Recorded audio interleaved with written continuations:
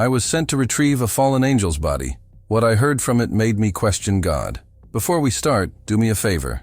Drop a comment telling me where you're listening from right now. Your bedroom, your car, maybe walking your dog at 2 a.m. because you can't sleep.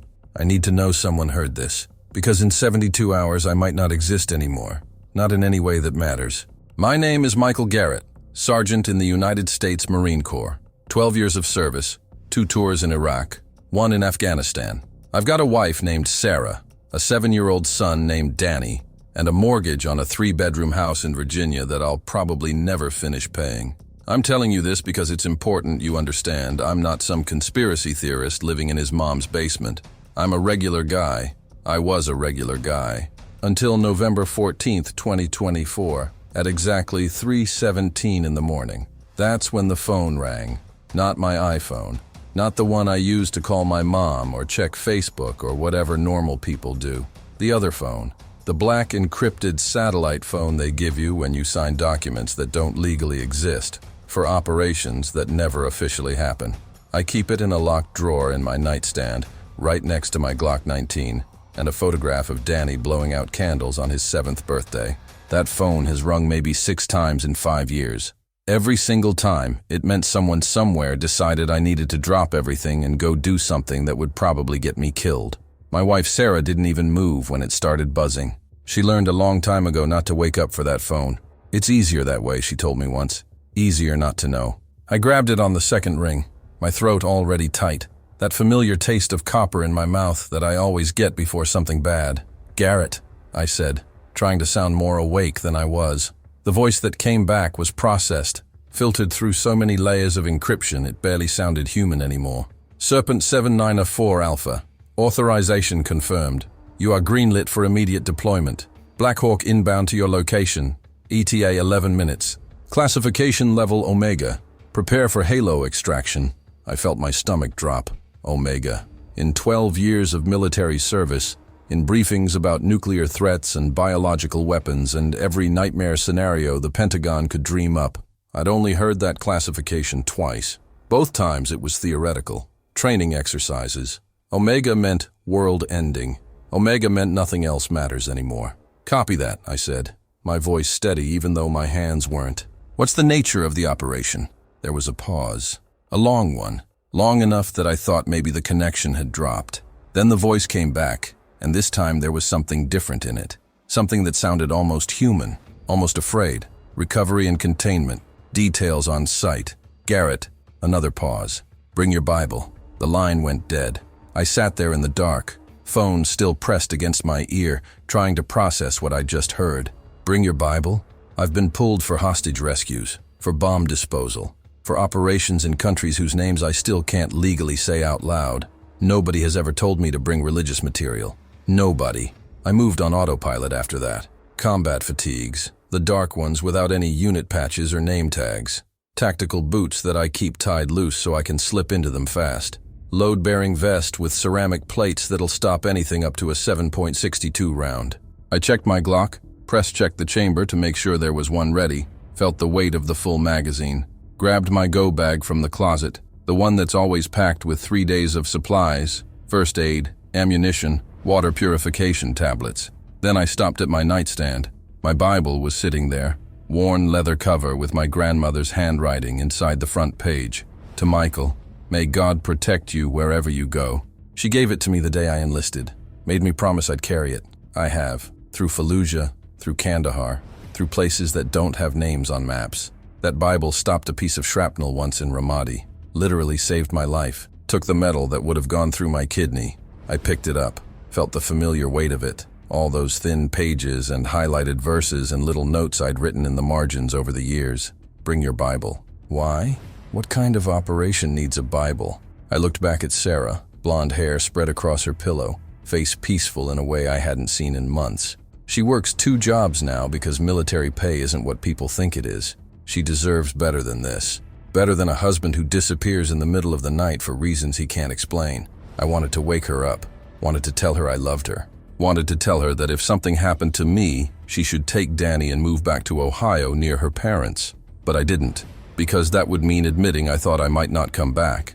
Instead, I walked down the hallway to Danny's room, He was curled up under his Spider-Man comforter, clutching that stuffed T-Rex he's had since he was 3, Mr. Chompers. Won't sleep without it. His nightlight cast these little stars across his ceiling, this whole galaxy we stuck up there together last summer. He wants to be an astronaut when he grows up, wants to see the real stars, he says. I knelt down beside his bed and kissed his forehead, smelled that kid smell of shampoo and sleep and innocence. I love you, buddy, I whispered. Daddy's got to go to work, but I'll be back soon. Promise. He stirred a little, mumbled something about dinosaurs, then went still again. I stayed there for maybe 30 seconds, just watching him breathe, memorizing his face. I didn't know then that I was lying to him, that I'd never be able to keep that promise. Not really. The sound of helicopter rotors started echoing through the neighborhood, getting louder fast. I checked my watch. 3:28 a.m., right on time. I grabbed my gear, took one last look at my house, at the life I'd built, at everything that made sense. Then I walked outside, into the cold November air. The Black Hawk was hovering over the street.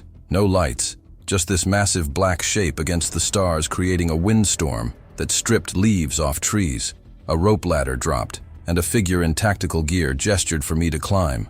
I threw my bag up first, then pulled myself up, my Bible tucked into my vest pocket. As soon as my boots hit the deck, the helicopter banked hard, and we were gone, racing east toward the sunrise, toward Nevada, toward something that would make me question everything I thought I knew about God, about reality, about the nature of human existence itself. The crew chief handed me a headset, pointed to a seat against the bulkhead. I strapped in next to 5 other guys, all in the same unmarked gear, all with the same look in their eyes. The look that says they got the same phone call I did. The look that says they know something is very, very wrong. Nobody spoke. We just sat there in the red light of the cargo bay, weapons across our laps, flying towards something none of us understood. I pulled out my Bible, opened it to a random page, Revelation, chapter 12. And there was war in heaven. Michael and his angels fought against the dragon. I closed the book, looked out the window at the darkness rushing past, and I wondered, for the first time in my life, if maybe the stories we were told weren't the whole truth. If maybe there was something else out there, something older, something that was about to change everything. I want you to understand something about military operations. When they pull a team together, especially for classified work, there's usually some familiarity. You know a guy from training, or you've worked with someone's unit before, or at minimum, you've heard stories. That's how it works. But when I looked around that Black Hawk at the 5 other operators strapped into those seats, I didn't recognize a single face, not one. And judging by the way they were looking at each other, they didn't know anyone either. We were all wearing the same unmarked black tactical gear, same load-bearing vests, same weapons, but no unit patches, no name tags, no rank insignia, nothing that would identify who we were or where we came from. It was like someone had reached into 6 different military branches, pulled out 6 ghosts, and threw us all together for something that officially didn't exist. The guy sitting across from me was built like a tank, had to be at least 250 pounds of pure muscle, with a beard that suggested he'd been doing deep cover work somewhere they don't care about grooming standards. Special forces, probably. Maybe Delta. He caught me looking and gave this tiny nod, the kind of acknowledgement that says, I see you. I don't trust you yet, but we're in this together. Next to him was a younger guy, maybe late 20s, with that 1,000-yard stare you only get from seeing too much combat too early. His hands kept moving, checking his rifle, adjusting his vest, checking his rifle again. Nervous energy, the kind that gets you killed if you don't control it. Then there was an older operative, had to be pushing 50, with gray at his temples and scars on his knuckles that told stories he'd never share. He sat perfectly still, eyes closed, breathing slow and controlled. That's the guy you want next to you when everything goes sideways. To my right was the only woman in the group, maybe 5'6", lean and compact, with her dark hair pulled back tight. She had this calm intensity about her, the way her eyes moved, constantly assessing, cataloging threats. Intelligence background, I figured. CIA, maybe NSA. The kind of operator who could speak 6 languages and kill you with a ballpoint pen. She was reading something on a tablet, some kind of document with huge portions blacked out. When she noticed me watching, she turned it off and gave me this look that said, mind your business. Fair enough. The last guy was Hispanic, probably Marine Corps like me based on his posture and the way he'd arranged his gear. He had rosary beads wrapped around his wrist, and I watched him touch them every few minutes like a nervous habit, or maybe a prayer. Looking back now, I wish I'd paid more attention to that. We flew for maybe 40 minutes in complete silence except for the roar of the rotors. Nobody tried to make conversation. Nobody asked questions. We all knew the rules. When you're on an Omega-level operation, you don't talk unless someone tells you to talk. You don't speculate. You don't share information. You just sit there and wait for orders. And you hope to God those orders make sense when they finally come. I kept my hand on my Bible in my vest pocket, feeling the worn leather through the fabric. Bring your Bible. That order kept playing in my head like a broken record. In all my years of service, through every briefing and every mission and every classified operation, nobody had ever mentioned religion. The military keeps that stuff separate. Church and state, personal belief and professional duty. So, why now? The crew chief finally moved toward us, hunched over because of the low ceiling, holding onto the overhead straps as the helicopter banked. He was older, maybe a warrant officer, with that weathered look that comes from spending more time in the air than on the ground. He plugged a cable into the helicopter's intercom system, and suddenly his voice was in all our headsets. Listen up. ETA to target zone is 15 minutes. I'm authorized to give you the basic operational parameters, but understand that what I'm about to tell you is classified at the highest level. If any of you repeat what you hear in this briefing, you will be prosecuted under the Espionage Act, and you will disappear, not fired, not dishonorably discharged. You will cease to exist. Everyone clear? We all nodded. What else were we going to do? Jump out of a helicopter doing 160 miles per hour. At approximately 2:43 a.m. local time, NORAD detected an object entering Earth's atmosphere over the Pacific Ocean. Trajectory was wrong for a meteor. Speed was wrong. Heat signature was wrong. It came in at an angle that should have bounced it off the atmosphere, but instead it seemed to correct itself mid-flight. He paused, and I saw his jaw tighten. Ground-based radar tracked it across California and into Nevada, where it impacted in a restricted zone approximately 40 miles northwest of Groom Lake. Area 51, for those of you who need the pop culture reference. The impact created a crater, roughly 60 meters in diameter, and triggered seismic sensors that initially read it as a 4.2 magnitude earthquake. But here's where it gets interesting. He pulled out a tablet, swiped through some images, then held it up so we could see. The photo showed a crater, still smoking, lit up by portable floodlights.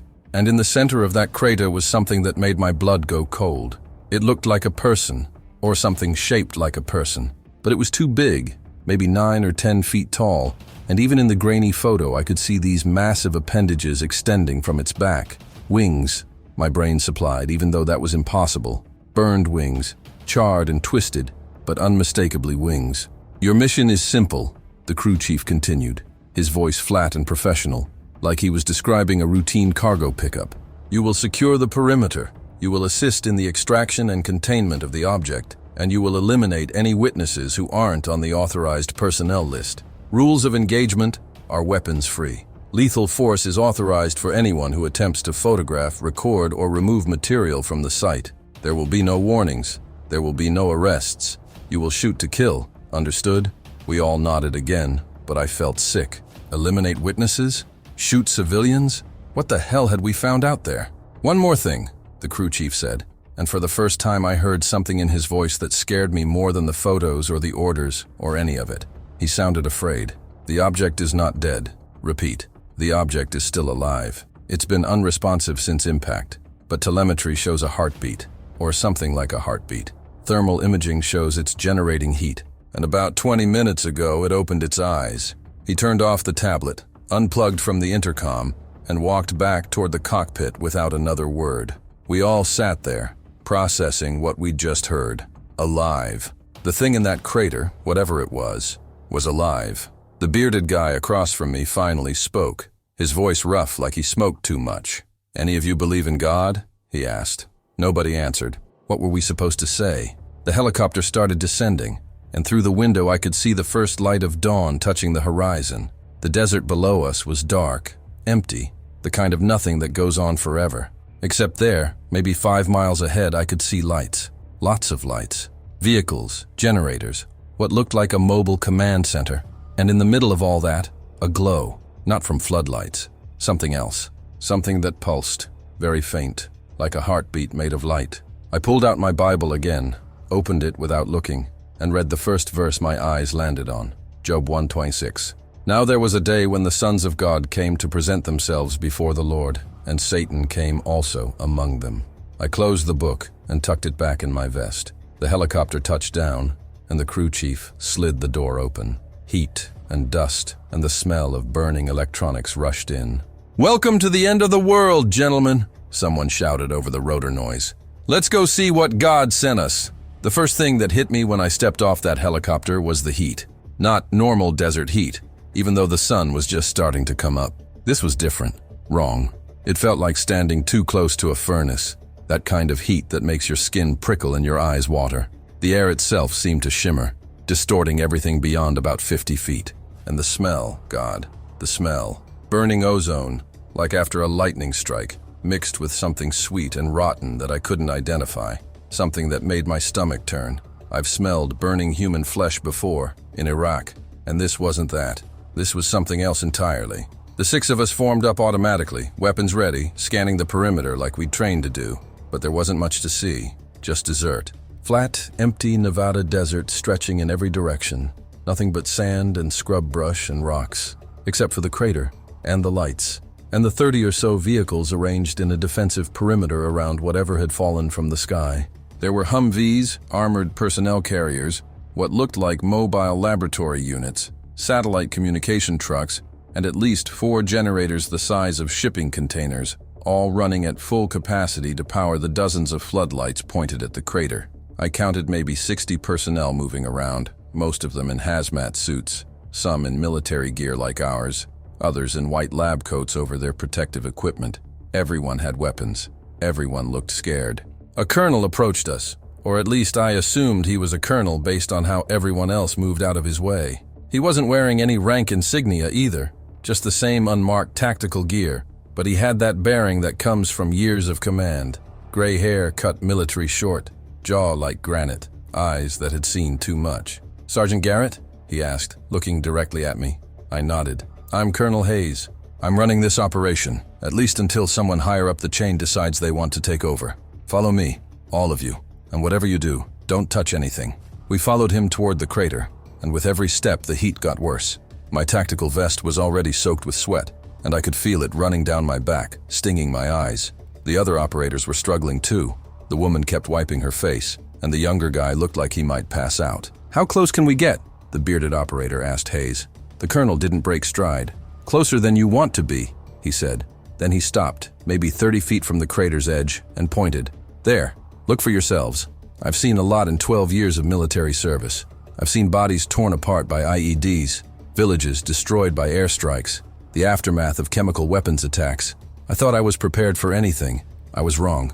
The crater was massive, had to be at least 200 feet across, with edges that looked like melted glass, still glowing faint red in places. The ground around it was scorched black, and there were these patterns in the sand, geometric shapes that looked almost intentional, like crop circles but made of burned earth. But none of that mattered, because in the center of the crater, partially buried in sand and debris, was the thing we'd been sent to retrieve. I'm going to try to describe it, but understand that words don't really work here. Imagine a human, but scaled up to about 9 feet tall, with proportions that are just slightly wrong. Arms too long, torso too narrow, head too perfect. Its skin wasn't skin, not exactly. It looked like polished obsidian, black and smooth, but with this inner light, like there were veins of liquid fire running just beneath the surface. And the wings. Jesus Christ, the wings. They extended from its back, or what was left of them, massive structures that had to span 20 feet when they were intact. Now they were burned, charred, reduced to skeletal frameworks of what looked like bone or metal or something in between. But you could still see the shape, the design. They weren't bird wings. They weren't bat wings. They were something else, something that looked engineered, intentional, built for a purpose I couldn't understand. "It's been like that since we arrived," Hayes said quietly, and I realized my hand was shaking. "Hasn't moved, hasn't made a sound, but it's alive. Heart rate is steady at about 40 beats per minute. Body temperature is 187 degrees Fahrenheit. It's breathing, though we can't figure out what it's breathing or how. since atmospheric analysis shows it should be suffocating in Earth's air composition. He paused, pulled out a tablet, swiped through some readings. We've tried communicating. Radio frequencies, sound waves, even flashing lights and mathematical sequences. Nothing. It's like it's in a coma or hibernation or something. But here's the thing that scares me. He turned the tablet so we could see the screen. It showed a graph, some kind of energy reading, with a spike that went off the chart about 40 minutes ago. At 4:47 a.m., every piece of electronic equipment within half a mile of that thing shut down simultaneously. Phones, radios, vehicles, medical equipment, everything. Dead for exactly 17 seconds. Then it all came back online. I looked around and noticed for the first time how many people were manually writing on clipboards, using old-fashioned film cameras instead of digital, communicating with hand signals instead of radios. It did that? I asked, pointing at the creature. Hayes nodded. We think so. Some kind of electromagnetic pulse, but not like anything we've ever seen. It didn't fry the electronics, didn't burn out circuits, it just turned them off, like flipping a switch, then turned them back on. He looked at the crater, and I saw his jaw tighten. One of our technicians, kid from MIT, smart as hell, he said it felt like the thing was testing us, learning how our technology works. I want to believe he's wrong. I really do. The Hispanic guy with the rosary beads spoke up. What about radiation? We getting dosed here? Hayes shook his head. That's the other weird thing. There's radiation, yeah, but it's not on any spectrum we recognize. It's not alpha, beta, or gamma. It's not X-ray or microwave or anything in the electromagnetic spectrum we know. Our sensors detect it, but they can't classify it. One of the physicists started calling it divine radiation as a joke. Nobody's laughing anymore. A woman in a white lab coat over a hazmat suit approached us, moving fast, clutching a tablet to her chest, like it might protect her from something. She was young, maybe 30, with wild blonde hair pulled back in a messy ponytail and eyes that looked like she hadn't slept in days. "Colonel, we've got a problem," she said, her voice shaking. "The readings are spiking again. Whatever it did at 4:47, it's building up to do it again, but bigger this time, a lot bigger." Hayes cursed under his breath. "How long?" She checked her tablet, and I saw her hands trembling.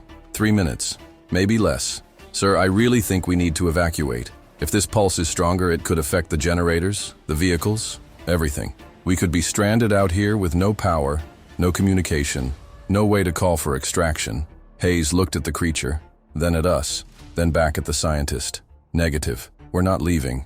This is our only chance to study this thing before someone higher up decides to nuke it or bury it or make it disappear. Everyone stay calm. Keep your equipment powered off if you can, and for God's sake, don't approach the crater." But even as he said it, I felt something change. The air pressure shifted, like right before a thunderstorm, and my ears popped. The heat got worse, so intense I thought my skin might blister. And then I heard it, not with my ears, inside my head. A sound that wasn't a sound, a frequency that I felt in my bones, in my teeth, in the base of my skull. It was like standing next to a massive church bell when it rings, except the bell was inside me. The woman scientist dropped her tablet and fell to her knees, hands over her ears, screaming. Other people were doing the same, collapsing, crying out, clutching their heads. The bearded operator grabbed my arm. "Garrett, look," he said, pointing at the crater. The creature had opened its eyes, and they were looking directly at me, not at the group, not at Hayes or the scientists or any of the other 60 people standing around that crater. At me, Michael Garrett, husband, father, Marine. The eyes were gold, bright as molten metal, and I swear to God I felt them inside me, seeing everything I was, everything I'd ever done, every thought I'd ever had. I wanted to run. I wanted to look away. I couldn't move. And then, as suddenly as it started, it stopped. The pressure released. The heat dropped. The sound in my head went silent. People slowly got back to their feet, shaking, disoriented. The scientist was crying, makeup running down her face. Hayes was on one knee, breathing hard, but the creature had closed its eyes again, like nothing had happened, like it had just been checking to see if we were paying attention. I pulled out my Bible with shaking hands, flipped it open to a random page, Ezekiel 1:28. "As the appearance of the bough that is in the cloud in the day of rain, so was the appearance of the brightness round about. This was the appearance of the likeness of the glory of the Lord. And when I saw it, I fell upon my face." I looked back at the crater, at that impossible thing lying there in the sand, and I understood, with absolute certainty, that everything I thought I knew about the universe was wrong. This wasn't a military operation anymore. This was first contact, and we were not prepared. Hayes gave us 30 minutes to recover before he gathered us again. 30 minutes to drink water, to catch our breath, to pretend that what we'd just experienced was normal. It wasn't normal. Nothing about this was normal.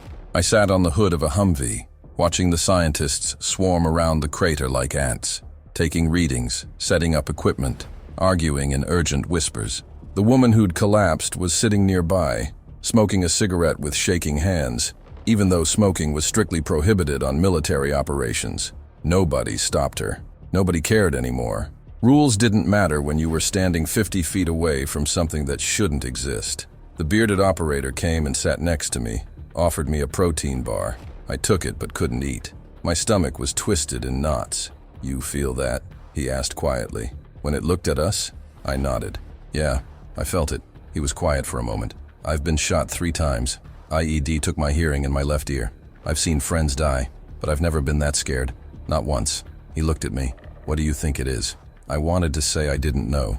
I wanted to say it was some kind of experimental aircraft, or a drone from another country, or literally anything that made sense. But I couldn't, because deep down, in a place I didn't want to acknowledge, I knew exactly what it was, or at least what it looked like, what every religious text in human history had described. "An angel," I said quietly. The bearded operator laughed, but there was no humor in it. "Angels are supposed to be the good guys, right? Messengers of God? This thing doesn't feel like a messenger. It feels like a weapon." Before I could respond, Hayes called us over. All 6 operators, plus about a dozen scientists and military personnel, gathered around a folding table where someone had spread out satellite photos and thermal imaging scans. "Listen up," Hayes said. "We need to move the object to a secure containment facility. That means we need to go down there, assess its condition, and figure out how to transport something that weighs approximately 340 pounds and generates enough heat to melt steel. Volunteers?" Nobody moved. Nobody spoke. Going down into that crater meant getting close to that thing. Really close. Close enough to touch it. The thought made my skin crawl. Hayes looked directly at me. "Garrett, you're up."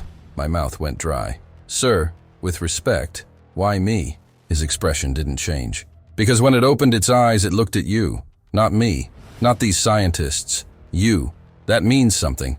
And I need to know what." He handed me a tactical comm unit, the kind with a camera mounted on the shoulder strap so command can see what you're seeing. "You'll have full support. We'll have ropes secured, medical standing by, and if anything goes wrong, we extract you immediately. But I need eyes on that thing. I need to know if it's hostile, if it's dangerous, if it's going to do that EMP thing again. Can you do this?" I looked at the crater, at that impossible shape in the center, still glowing faintly. Every instinct I had screamed at me to say no, to refuse, to get the hell away from this place. But I'm a Marine. I follow orders, even when those orders are insane. "Yes, sir," I heard myself say. They geared me up like I was going into a nuclear reactor. Hazmat suit over my tactical gear, respirator, radiation badge, temperature sensors, the works. The suit was bulky and hot, and the respirator made every breath sound loud in my ears. They attached a safety harness to my vest, connected it to a steel cable that 3 guys would control from the crater's edge. If something went wrong, they'd pull me out. That was the theory anyway. The woman scientist, the one who'd been crying earlier, approached me with a handheld device that looked like a modified Geiger counter. "Take this," she said, pressing it into my gloved hand. "It measures the radiation we talked about, the divine radiation, or whatever it is. If the readings spike above 1,000, you need to get out immediately. Above 2,000, and you're dead whether we pull you out or not. Understand?" I nodded. "What's it reading now?" She checked her tablet. "About 650, fluctuating. Manageable, probably." The probably didn't make me feel better. "What's your name?" I asked. She hesitated. "Dr. Sarah Chen, physics, MIT. And for what it's worth, I think this is a terrible idea." The descent into the crater was worse than I expected. The edges were loose, unstable, made of sand and rock that had been superheated and then cooled rapidly. Every step sent small avalanches sliding down toward the center. The heat was incredible, even through the hazmat suit. I could feel sweat pouring down my face, stinging my eyes, making it hard to see through the respirator's visor. The radiation counter in my hand climbed steadily. 700, 750, 800. I was maybe 30 feet from the creature when I started feeling something else. Not heat, not radiation. Something in my head, like a pressure building behind my eyes, or a sound pitched too low to hear but that I could feel in my chest. It reminded me of that moment right before the EMP pulse, but quieter, more subtle, like someone standing very close behind you in a dark room, not touching you, but close enough that you know they're there. "Garrett, you okay?" Hayes' voice crackled in my earpiece. "Your vitals just spiked. Heart rate 130 and climbing." I forced myself to keep moving. 20 feet now, close enough to see details. The creature was lying on its side, partially buried in debris, one massive arm stretched out like it had tried to catch itself when it fell. Up close, I could see that its skin wasn't black like I'd thought. It was every color and no color, shifting and changing depending on the angle of the light, like oil on water or a soap bubble. And beneath the surface I could see something moving. Not blood, light. Threads of gold and silver light pulsing through its body like a circulatory system, following pathways that didn't match human anatomy. The wings were even more disturbing up close. The skeletal framework that remained looked organic, but with geometric precision that nature doesn't create.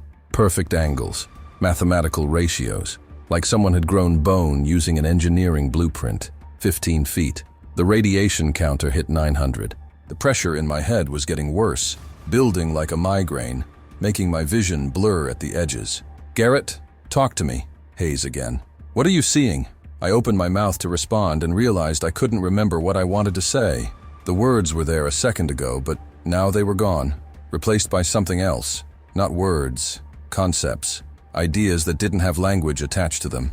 I shook my head, trying to clear it. "It's beautiful," I heard myself say, and I didn't know why I said it. It wasn't beautiful. It was terrifying, but somehow both were true at the same time. 10 feet. I could hear it now. Not breathing exactly, but something rhythmic. A vibration in the air that matched the pulse of light in its veins. The radiation counter hit 1,000 and started beeping urgently. Dr. Chen's voice in my earpiece panicked. "Garrett, that's your threshold. You need to stop. You need to come back up. Now." But I couldn't stop, because I understood, suddenly and completely, that this thing wanted me here, had called me here. That moment when it opened its eyes and looked at me wasn't random. It chose me. Why? I didn't know, but I needed to find out. 5 feet, close enough to touch it. The radiation counter was screaming now, the number climbing past 1,200, and I could feel it in my body like electricity, making my muscles twitch, my teeth ache. The pressure in my head was so intense I thought my skull might crack open. And then, very slowly, its eyes opened, not like a human waking up, more like doors opening, revealing something that had been watching the whole time. The eyes were gold, bright as the sun, but I could look at them without being blinded. And inside that gold, I saw depth, infinite depth, like looking into a canyon that went down forever, or up into space on a clear night, and realizing how small you are. I saw galaxies in those eyes. I saw the beginning of time and the end of it. I saw myself. Michael Garrett, 7 years old, crying at his grandmother's funeral. Michael Garrett, 18, swearing the oath of enlistment. Michael Garrett, holding his newborn son for the first time, terrified he'd drop him. Every moment of my life, every choice, every regret, every joy, it saw all of it, knew all of it, and then it spoke. Not out loud, there was no sound, but I heard it anyway, inside my head, in a voice that wasn't a voice, but that I understood perfectly. Michael Garrett, my name. It knew my name. Husband of Sarah, father of Daniel, believer in the God of Abraham. The words came with feelings attached to them, not malice, not anger, something else, something that felt almost like sadness. You carry his book in your heart. You pray to him every night. You believe he loves you.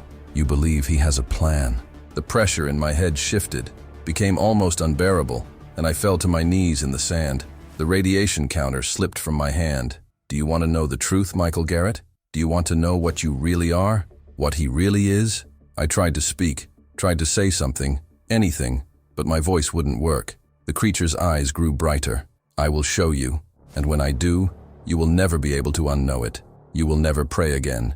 You will never feel peace again, but you will be free. The last thing I remember before everything went white was the sound of Hayes screaming my name through the radio and the feeling of the safety cable going tight as they tried to pull me back.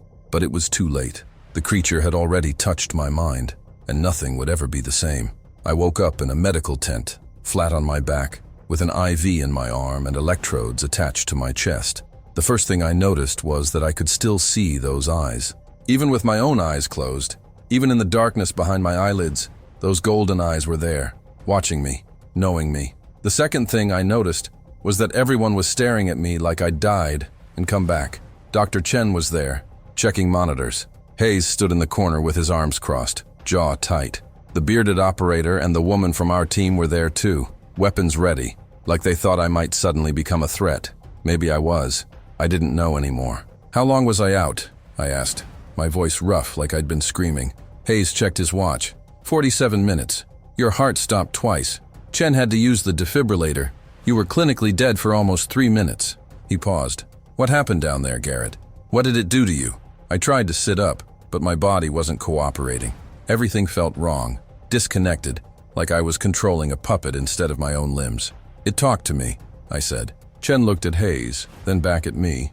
That's impossible. We had full audio and video feed from your suit. You didn't say anything. It didn't make any sounds. You were just standing there, staring at it, for maybe 10 seconds before you collapsed. 10 seconds? It felt like hours. Like I'd been in that crater with that thing for days, listening to it tell me secrets that I couldn't quite remember, but that had changed something fundamental inside me. Not out loud, I said, in my head. It spoke directly into my mind. The room went very quiet. Hayes moved closer, his expression unreadable. What did it say? I closed my eyes, tried to remember. The words were there, just out of reach, like trying to recall a dream that's already fading. But the feeling was clear, the overwhelming sense of sadness, of loss, of truth that hurt worse than any physical wound. It said, it knows everything about me, my name, my family, my faith. It called me a believer in the God of Abraham. For the first time since I'd met her. Her voice was sharp, analytical. Did it identify itself? Did it tell you what it is, where it came from? I shook my head, and the movement made my vision swim. Not directly, but I felt it, like it was showing me things without words. It's not from Earth, that much is obvious, but it's not from another planet either. It's from somewhere else, somewhere that doesn't work like our reality. I knew how insane that sounded, but it was true. In those few seconds or minutes, or however long I was connected to that thing, I'd felt the place it came from. A realm where physics didn't apply, where time moved differently, where thought and reality were the same thing. Heaven, my grandmother would have called it. But this thing didn't feel like it came from heaven, at least not the heaven I'd learned about in Sunday school. Hayes pulled up a chair, sat down facing me. Garrett, I need you to focus. Did it threaten you? Did it say anything about its intentions? About why it's here? The memory came back in fragments, pieces of a conversation that wasn't really a conversation.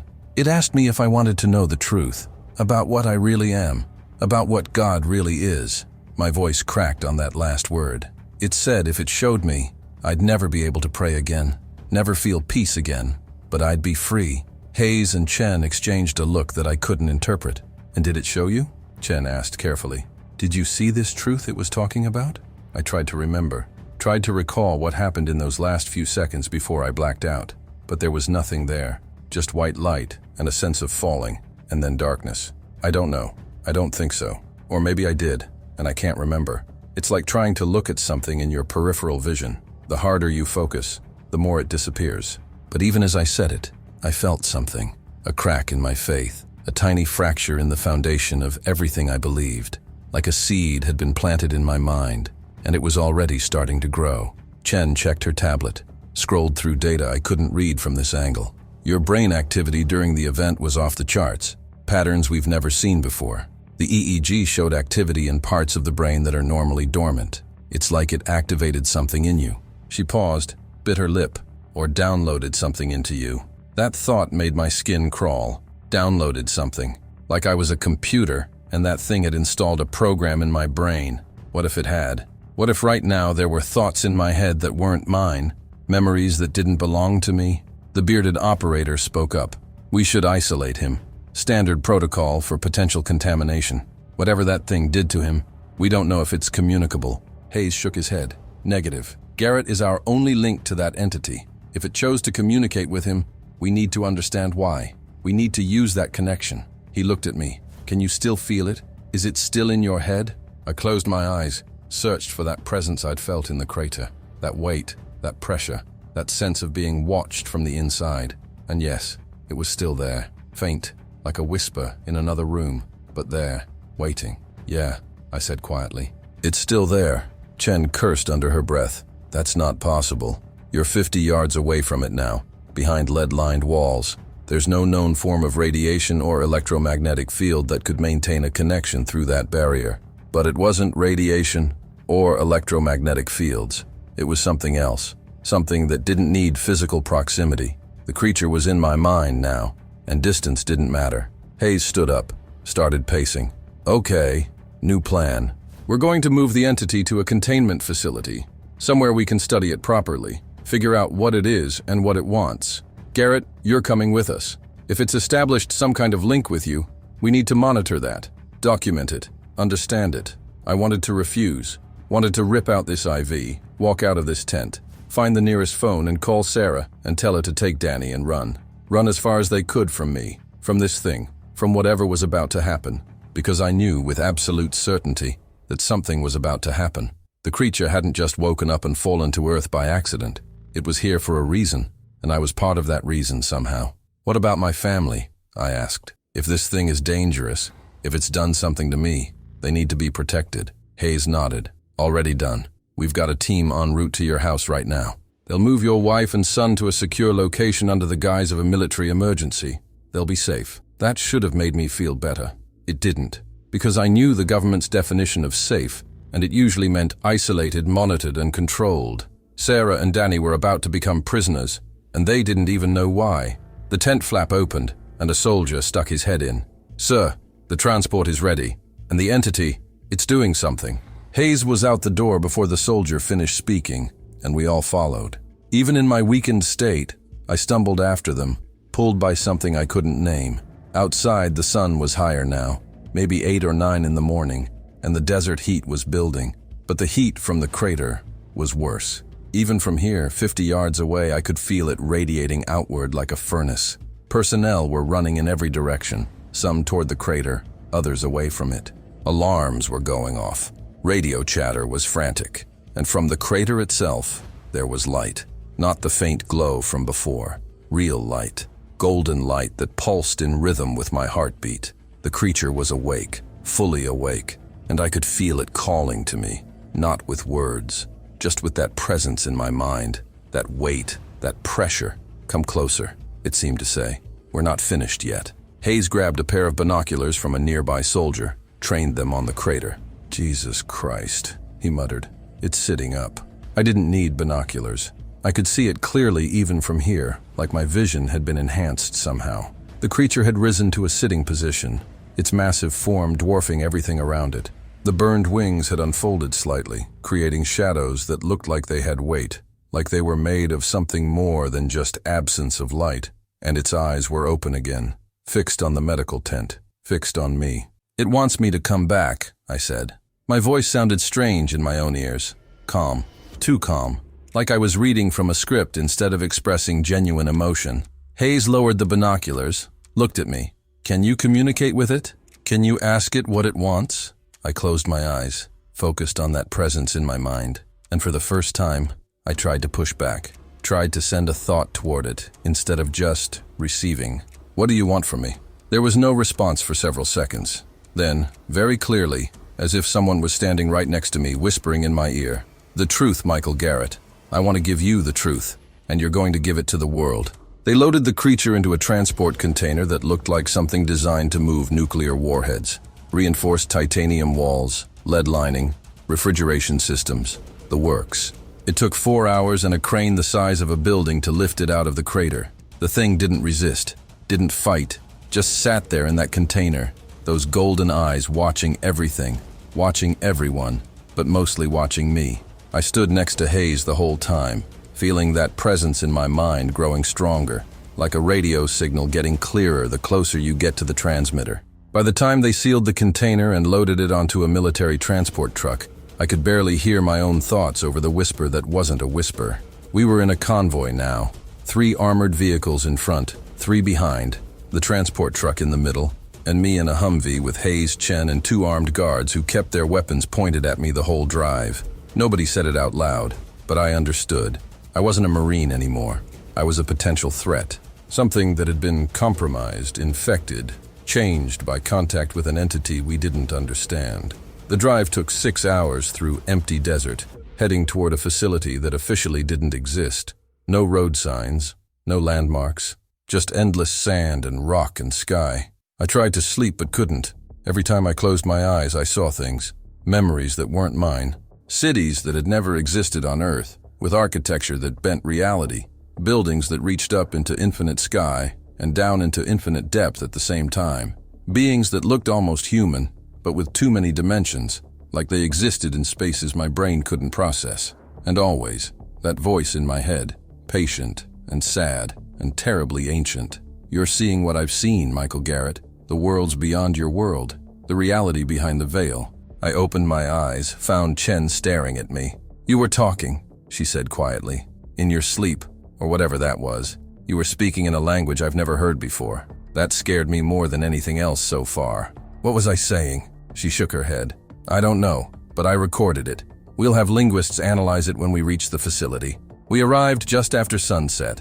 The facility was underground, accessed through what looked like an abandoned mining operation, but was actually an elevator that descended maybe half a mile into solid rock. The transport truck barely fit in the cargo elevator, and the descent took 15 minutes. My ears popped 3 times. When the doors finally opened, we were in a cavern that had been converted into a high-tech research complex.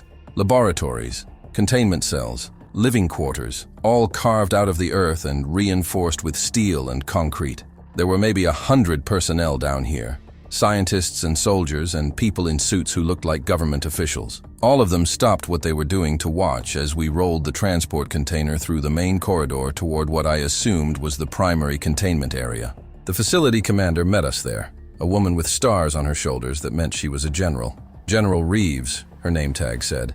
She looked at me the way you'd look at a lab rat. This is the one with the connection? She asked Hayes.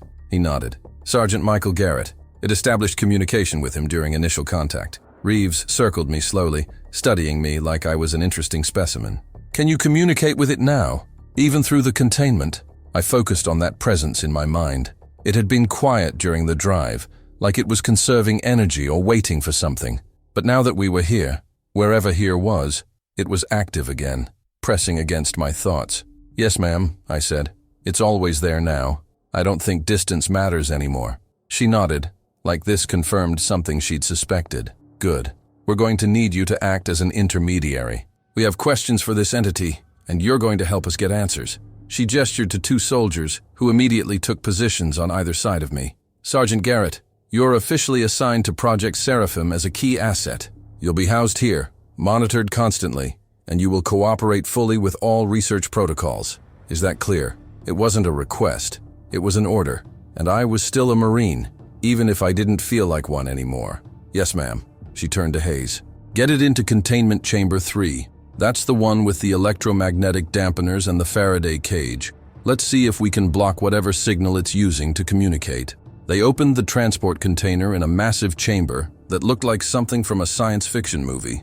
The walls were covered in copper mesh, electromagnetic coils, cameras, sensors of every type imaginable. In the center was a reinforced glass cube, maybe 20 feet on each side, suspended by cables from the ceiling. The creature was lifted by crane again, moved with incredible care, and finally placed inside the cube. The moment it touched down, the cube sealed itself, and I heard the hum of power as the electromagnetic dampeners activated. For a brief, blessed moment, the presence in my mind weakened. The whisper got quieter, and I thought maybe, just maybe, they'd found a way to block it. Then the creature opened its eyes and looked directly through the glass, through the walls, through everything, and the presence came roaring back stronger than before. The dampeners might as well have been made of paper. It's not working, I said, hearing the panic in my own voice. Whatever you're doing, it's not blocking the connection. Reeves cursed. Increase power to the dampeners. Maximum output. The hum got louder. and I could smell ozone, but nothing changed. The creature was still there in my mind, and now it was amused. I could feel its amusement like it was my own emotion. "They don't understand," the voice said in my head.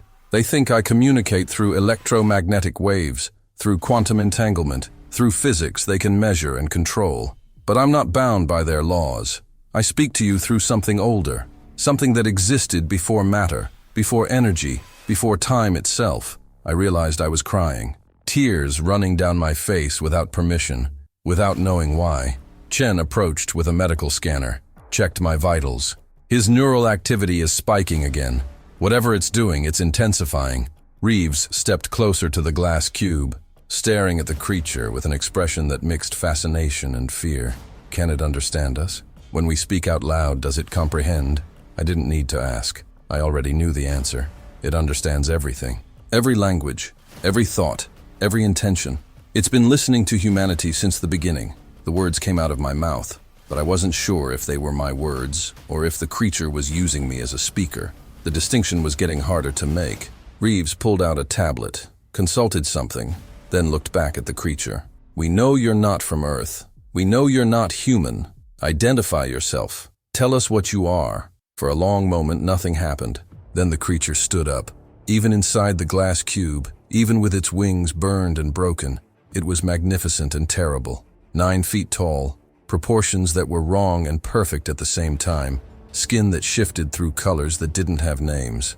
When it spoke, everyone in the room heard it, not with their ears, in their minds, all of us, simultaneously. "I am what you would call a guardian, one of 7 who watch over this world. We are the keepers of the seal, the wardens of memory, the prisoners and the prison." Its voice was like music and like screaming at the same time. "We have been here since before your civilizations rose, since before your species learned to speak. We maintain the boundary between what you know and what you've forgotten, between the lie you live and the truth you cannot bear." People were collapsing around me. Soldiers dropping to their knees, scientists backing away in terror, someone vomiting in the corner. But I stood there, frozen, because I understood something that the others didn't. This thing wasn't trying to scare us. It was just being honest, and the honesty itself was more terrifying than any threat. "You speak of a seal," Reeves said, her voice shaking but determined. "What are you sealing? What truth are you keeping from us?" The creature's eyes swept across the room, and I felt it sorting through our minds like files in a cabinet, reading everything we were, everything we'd ever been. "Your species was not born. You were made, designed, engineered by beings you call gods, but who were merely scientists from a civilization you cannot imagine. They seeded this planet with thousands of different forms of intelligent life, an experiment, a test, to see what would emerge, what would survive, what would become dominant." The room had gone silent except for someone sobbing. The creature continued. "But the experiment failed. Humanity became too aggressive, too destructive, too dangerous. The creators decided to end it, to wipe the earth clean and start over. I felt my legs giving out, but somehow I stayed standing. This couldn't be true. It couldn't be." But deep down, in that place where the creature had planted its seed of doubt, I knew it was. Every word was true. "One being intervened," the creature said.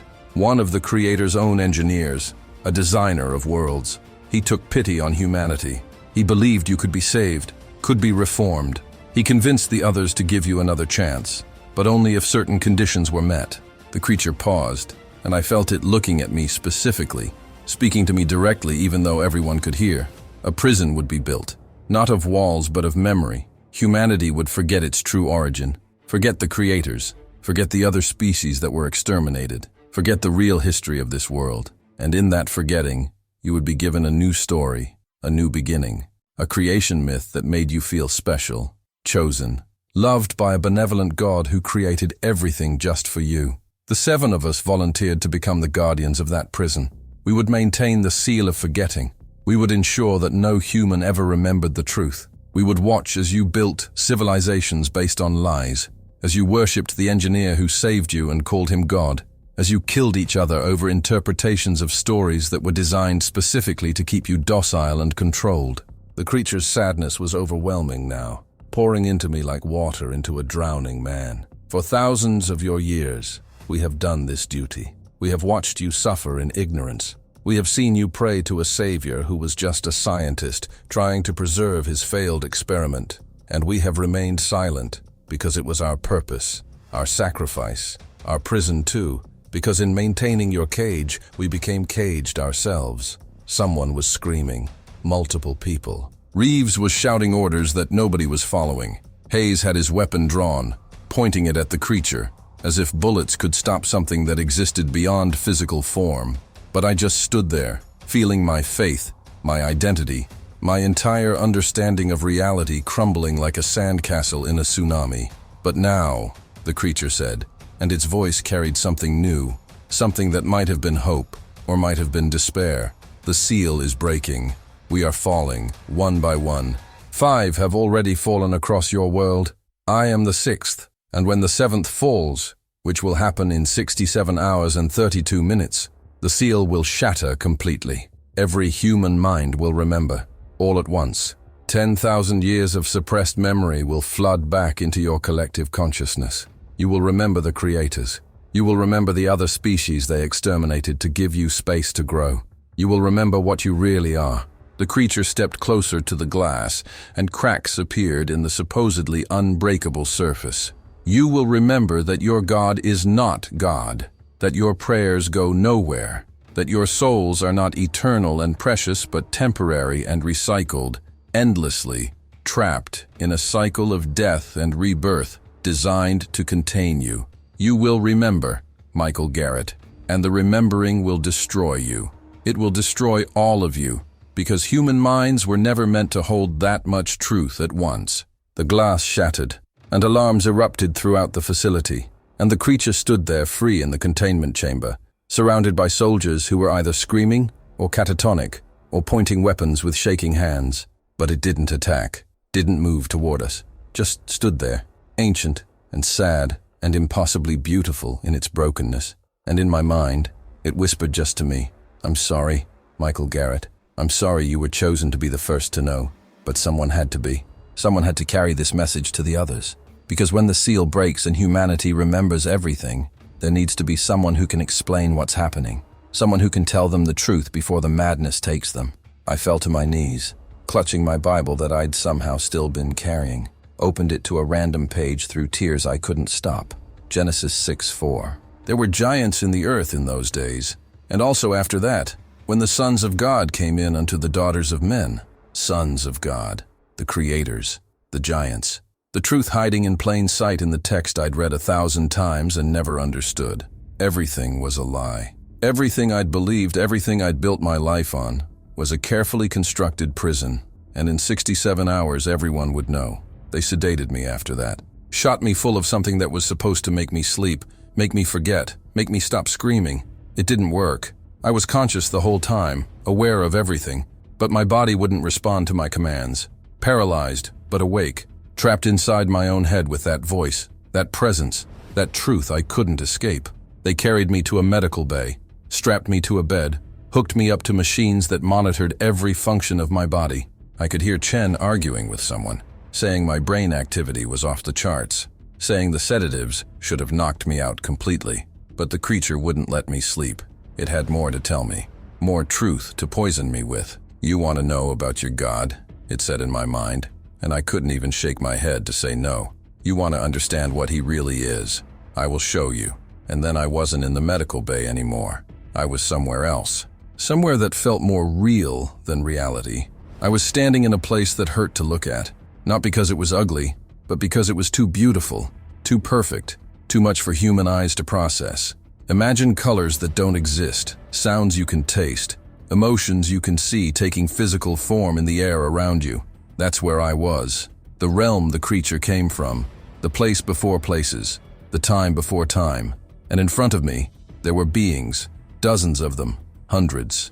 Each one different, but all of them impossibly complex, existing in dimensions I could barely perceive. They moved through space in ways that made geometry weep, and they were working, building, creating. I understood, without being told, that I was watching the creators, the beings who had made humanity. They weren't gods. They were engineers, scientists, artists working on a project that spanned galaxies. I watched them seed Earth with life, not just human life. I saw them creating other forms of intelligence, other species, each one unique and beautiful and terrible. I saw beings with 6 arms and 3 heads, creatures made of light and music, entities that existed as pure thought with no physical form at all. And I saw humanity, small, primitive, aggressive, but with potential, with something the creators found interesting. We were tool users, storytellers, survivors. We adapted faster than the other species. We bred faster. We spread across the continents like wildfire, and slowly, inevitably, we started killing the others. Not out of malice at first, out of competition, resources, territory, fear, but the result was the same. One by one, the other intelligent species disappeared, hunted to extinction, outcompeted, absorbed, until only humans remained. And the creators watched this happen with what I could only describe as disappointment. They debated for what you would measure as centuries, the creature's voice narrated in my head. Was humanity worth saving? Were you redeemable? Or were you a mistake that needed to be corrected before you spread beyond this world and infected the rest of creation? I watched the debate happening in real time, or a memory of it, or something in between. The creators standing in judgment over Earth, over humanity, discussing our fate like we were bacteria in a petri dish that had contaminated the experiment. Most of them voted for extermination, a clean slate, sterilize the planet, and start over with a less aggressive species. It wasn't cruelty, it was pragmatism. Humanity was a threat to itself and potentially to others. Better to end it now, while we were still contained to one world. But one creator disagreed. I saw him step forward, and even among beings that defied description, he stood out. There was something about him that drew the eye, that commanded attention. Authority, love, terrible, overwhelming love for the failed experiment that was humanity. His name cannot be pronounced in your language, the creature said, but you would know him by the names you've given him. Yahweh, Jehovah, Allah, God. He was your designer, Michael Garrett. He was the one who encoded your DNA, who shaped your evolution, who guided your development from single-celled organisms to the complex beings you became. And he loved you, loves you still. That part of your scripture is true. I watched this being, this creator that humanity would call God, argue for our survival. He showed the others examples of human beauty, art, music, sacrifice, love. He showed them parents protecting children, strangers helping strangers, moments of grace and courage and compassion. He argued that yes, humanity was violent, but we were also capable of incredible good, that we deserved another chance, a chance to grow beyond our primitive nature. The other creators were skeptical. They'd seen violent species before. Given time and technology, such species always became threats. But this creator, the one we would call God, made an offer, a compromise. He would stay behind. The others could leave, move on to other projects, other galaxies, other experiments. But he would remain with humanity. He would guide us, shape us, try to make us better. And to ensure we never became a threat to the rest of creation, he would implement a prison, not of walls, but of consciousness. The seal of forgetting, the creature explained. Your God designed it himself. 7 guardians, myself among them, to maintain a barrier around human consciousness. You would forget the creators, forget the other species you'd destroyed, forget your true origins, and in that forgetting, you would be given new memories, new stories, new purpose. I watched as God, the creator, the engineer, designed human religion, all of it, every faith, every scripture, every myth and legend and divine revelation. He crafted them carefully, precisely, to give humanity meaning while keeping us contained. The story of Adam and Eve, designed to explain human imperfection without revealing the truth of our engineered origin. The flood, a memory of the real extinction events edited to make God seem merciful for saving a remnant. The prophets, the messengers, the holy books, all of them containing fragments of truth wrapped in layers of metaphor and control. He loved you so much that he lied to you, the creature said, and I felt its sadness like a weight on my chest. He loved you so much that he imprisoned you, because the alternative was your complete destruction, and he couldn't bear that. So he chose to become your warden, your jailer, your God. I saw Jesus on the cross, and I understood with horrifying clarity that he'd been real, but not the Son of God, just a human, a good man, a teacher, a rebel who'd somehow tapped into fragments of the suppressed truth and tried to free humanity from the prison we couldn't see. And God, the Creator, had let him die, had to let him die. Because if Jesus had succeeded, if humanity had remembered the truth too soon, we would have destroyed ourselves. Every miracle in Scripture, every prayer answered, every moment of divine intervention, I saw the truth behind it. God was real. He did respond to prayers. He did guide human history, but not because we were His chosen children created in His image, because we were His responsibility, His burden, His failed experiment that He loved too much to let die, but couldn't trust to be free. The other creators left. The creature continued, showing me the moment when the vast majority of those impossible beings departed Earth. They moved on to other projects, other worlds, other experiments that held more promise. They left your God here alone with you, a scientist who fell in love with his creation and sacrificed everything to preserve it. For 10,000 years, he has been here, watching, guiding, maintaining the prison that keeps you safe from yourselves and the universe safe from you. I wanted to scream that it was a lie, that my God, the God of Abraham, the God I'd prayed to every night of my life, couldn't be this, couldn't be a jailer pretending to be a father, but I couldn't deny what I was seeing. It made too much sense, explained too many contradictions in Scripture, why God seemed loving and cruel by turns, why prayers sometimes worked and sometimes didn't, why evil existed if God was all-powerful and good. He wasn't all-powerful. He was just one creator among many, staying behind to manage a species too dangerous to be free, but too precious to Him to destroy. And suddenly I was back in the medical bay, in my body, still strapped to that bed with tears streaming down my face. The creature was standing next to my bed somehow, having escaped containment or walked through walls, or simply existed wherever it wanted to exist. Those golden eyes looking down at me with infinite compassion and infinite regret. "You understand now," it said, not a question. "You understand what your God really is. Not the supreme being, not the creator of the universe, just a scientist, a brilliant, loving, tragic scientist who chose to imprison the species he created because the alternative was genocide." I tried to speak, but my throat was too tight. The creature reached out one massive hand, didn't touch me but held it inches above my chest, and I felt warmth radiating from it. "He does love you, Michael Garrett. That was never a lie. He loves humanity more than you can comprehend, but love and truth are not the same thing. He loved you enough to lie to you for 10,000 years, to let you worship Him as God, to let you fight wars in His name, build churches to His glory, sacrifice your lives for His plan. All of it to maintain the prison, to keep you safe, to keep the universe safe from you." The creature pulled its hand back, and I could move again. I sat up, ripped the IV from my arm, ignored the machines beeping in alarm. "Then what happens when the seal breaks?" I asked, my voice raw. "If humanity remembers everything, if we know the truth about God, about the creators, about what we really are, what happens to us?" The creature's expression, if you could call it that, was grave. "Some will go mad. The human mind was never designed to hold that much contradictory truth. Billions of people who've built their entire identity on faith will have that foundation ripped away in an instant. They will remember praying to a being who isn't what they thought. Remember dying for religions that were designed to control them. Remember the other species humanity destroyed to become dominant. The guilt, the rage, the existential horror. Many won't survive it." It turned away from me, looked toward the ceiling, toward the surface far above us. "Others will adapt, will accept the truth and try to move forward. But humanity will never be the same. You will know you're in a prison, and prisoners who know they're imprisoned always try to escape."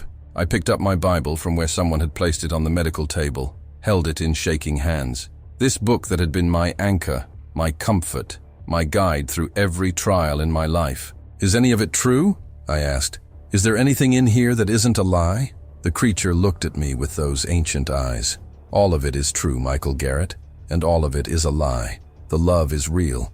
The moral teachings are real. The desire for humanity to be better than it is, that's real. But the context is false. The framework is false. God is real, but He is not what you think He is. Prayer works, but not for the reasons you believe. The truth is that reality is more complicated than your scripture suggests, and more terrible, and more beautiful." I dropped the Bible, watched it fall to the floor, pages fluttering, words that meant everything and nothing. 67 hours, I said numbly. You said the last Guardian falls in 67 hours. What happens to God when the seal breaks? When humanity remembers the truth? The creature's sadness intensified. He will be freed from his burden. After 10,000 years of maintaining your prison, he will finally be released. But I do not think he will be grateful. I think losing you, losing the purpose that has defined him for so long, will destroy him. He will have saved humanity from extinction, only to watch humanity tear itself apart from the inside. It moved toward the door, passing through the locked barrier like it was made of smoke. Get some rest, Michael Garrett. In 67 hours, you're going to need your strength, because when the world remembers the truth, they're going to look for someone to explain it to them. And I've made sure that someone is you. I didn't sleep that night, couldn't sleep. Every time I closed my eyes, I saw those beings, those creators, designing humanity like we were software being programmed. I sat on the edge of that medical bed in that underground facility, staring at my hands, wondering if anything about me was real, or if every thought in my head, every emotion I'd ever felt, was just code written by an alien engineer pretending to be God. Hayes came to check on me around 0300 hours. He looked like he'd aged 10 years since we'd arrived at the facility. His eyes were red, hands shaking as he poured himself coffee from a pot that had been sitting too long. Can't sleep either? He asked, not really expecting an answer. I shook my head. He sat down in the chair next to my bed, and we just existed in silence for a while. Two men who'd seen combat, who'd faced death, who thought they understood how the world worked. And now, neither of us knew anything anymore. Is it true? He finally asked. Everything that thing said, about God, about humanity being an experiment. Is it really true, or is it just screwing with our heads? I wanted to tell him it was psychological warfare, that the creature was lying, manipulating us, trying to break our will so we'd be easier to control. That's what I would have said 3 days ago, but I couldn't lie anymore, not after what I'd seen. It's true, I said quietly. I know how insane that sounds, but yeah, it's true, all of it. Hayes took a long drink of his coffee, grimaced at the taste. I've been a Christian my whole life, baptized at 8 years old, married in a church, buried my parents in a church, and you're telling me it was all bullshit? That I've been praying to some alien who felt sorry for us? I looked at him, saw the pain in his eyes, the same pain I felt. He does love us. That part's real. But yeah, he's not God, not the way we thought. He's just the guy who stayed behind when everyone else left. The engineer who couldn't let his creation die. Hayes laughed, but it was the kind of laugh that comes right before you break. 64 hours now. That's how long we have until everyone knows. Until my wife, my kids, my grandkids all suddenly remember that everything they believed was a lie. How do I prepare them for that? How do I warn them? Before I could answer, the door opened and Chen walked in, carrying her tablet and looking even more exhausted than Hayes. Garrett, I need you to come with me. The entity wants to speak with you again. And this time, it says it wants to show you something specific. Something about souls. That word hit me like a physical blow. Souls. The thing that made humans human. The eternal part of us that was supposed to go to heaven or hell. That was supposed to be judged. That was supposed to matter. If the creature had destroyed my faith in God, what was it about to do to my understanding of the soul? We walked through the facility's corridors, past scientists working frantically at computers, past soldiers standing guard with weapons they knew were useless, past a chapel where I could hear someone sobbing and praying. The creature was still in the containment chamber, or what was left of it. The glass was completely shattered now, the electromagnetic dampeners smoking and useless, but it hadn't tried to escape. It just sat there, waiting for me. Michael Garrett, it said as I approached, and I felt that presence in my mind intensify. Are you ready for the final truth, the one that will hurt most? I wanted to say no, wanted to turn around and walk away and find some dark corner where I could curl up and pretend none of this was happening. But I kept walking forward, until I was standing 10 feet from this impossible being, looking up at those golden eyes that saw everything I was. Tell me about souls, I said, my voice steadier than I expected. Tell me what we really are. The creature stood, and even with its wings burned and broken, it was magnificent. Sit down, Michael Garrett. This will take time, and you will not want to be standing when I finish. I sat on the cold floor of the containment chamber, and the creature sat across from me, close enough that I could feel the heat radiating from its body. "Your concept of the soul is partially correct," it began. "There is something inside each human that is not purely physical, an essence, a pattern of consciousness that persists beyond the body. Your religion's got that part right." I felt a flicker of hope. Maybe this wouldn't be so bad. Maybe some of what I believed was true. Then the creature continued, "But souls are not eternal. They are not unique, and they are not free." It reached out and touched my forehead with one finger, and suddenly I was seeing again, visions flooding my mind faster than I could process. I saw the Earth from above, from orbit, and surrounding the planet was a field, not a physical field, but something else, a web of light, or energy, or consciousness itself. "This is the soul grid," the creature explained, "installed by your God when he created the seal of forgetting. Every human soul exists within this grid. When your body dies, your soul doesn't go to heaven or hell. It goes into the grid, waits there, and when a new human is born, a soul from the grid is inserted into that body. The same souls, recycled over and over, for 10,000 years. I saw it happening. Saw people dying and their essence being pulled into this grid, stripped of specific memories but retaining certain patterns, certain tendencies. Saw babies being born and souls being inserted into them. Those recycled patterns of consciousness given new bodies, new lives, new chances, but never escaping, never leaving the grid. You are not a new soul, Michael Garrett. You have lived before, many times, in many bodies. But each time you died, you were pulled back into the grid, your memories erased, and you were born again. Different name, different life, but the same essential pattern. The vision shifted, and I saw myself, not current me, but past versions. A soldier in World War II, dying on a beach in Normandy. A farmer in medieval France, starving during a plague. A hunter in prehistoric Africa, killed by a lion further back. Different bodies, different genders, different races, but always the same core pattern of consciousness. Always me, but not remembering being me. "This is the true prison," the creature said, and its voice was heavy with sorrow. "Not just the seal of forgetting that keeps you from remembering the creators, but the soul grid that keeps you recycling endlessly. Your God designed it this way. Souls can't be created from nothing, so he used a finite number, approximately 4 billion unique soul patterns, recycled as needed to populate the planet. When humanity's population was small, souls waited longer between incarnations. As population grew, the recycling accelerated. Some souls now reincarnate within hours of death. I felt sick, physically, viscerally sick. "So heaven isn't real?" I asked, my voice cracking. "Hell isn't real. We just cycle forever? Trapped?" The creature nodded slowly. "Heaven and hell are metaphors. States of consciousness within the grid, perhaps. Good people, those who lived with compassion and growth, their souls carry positive patterns that make their next life easier.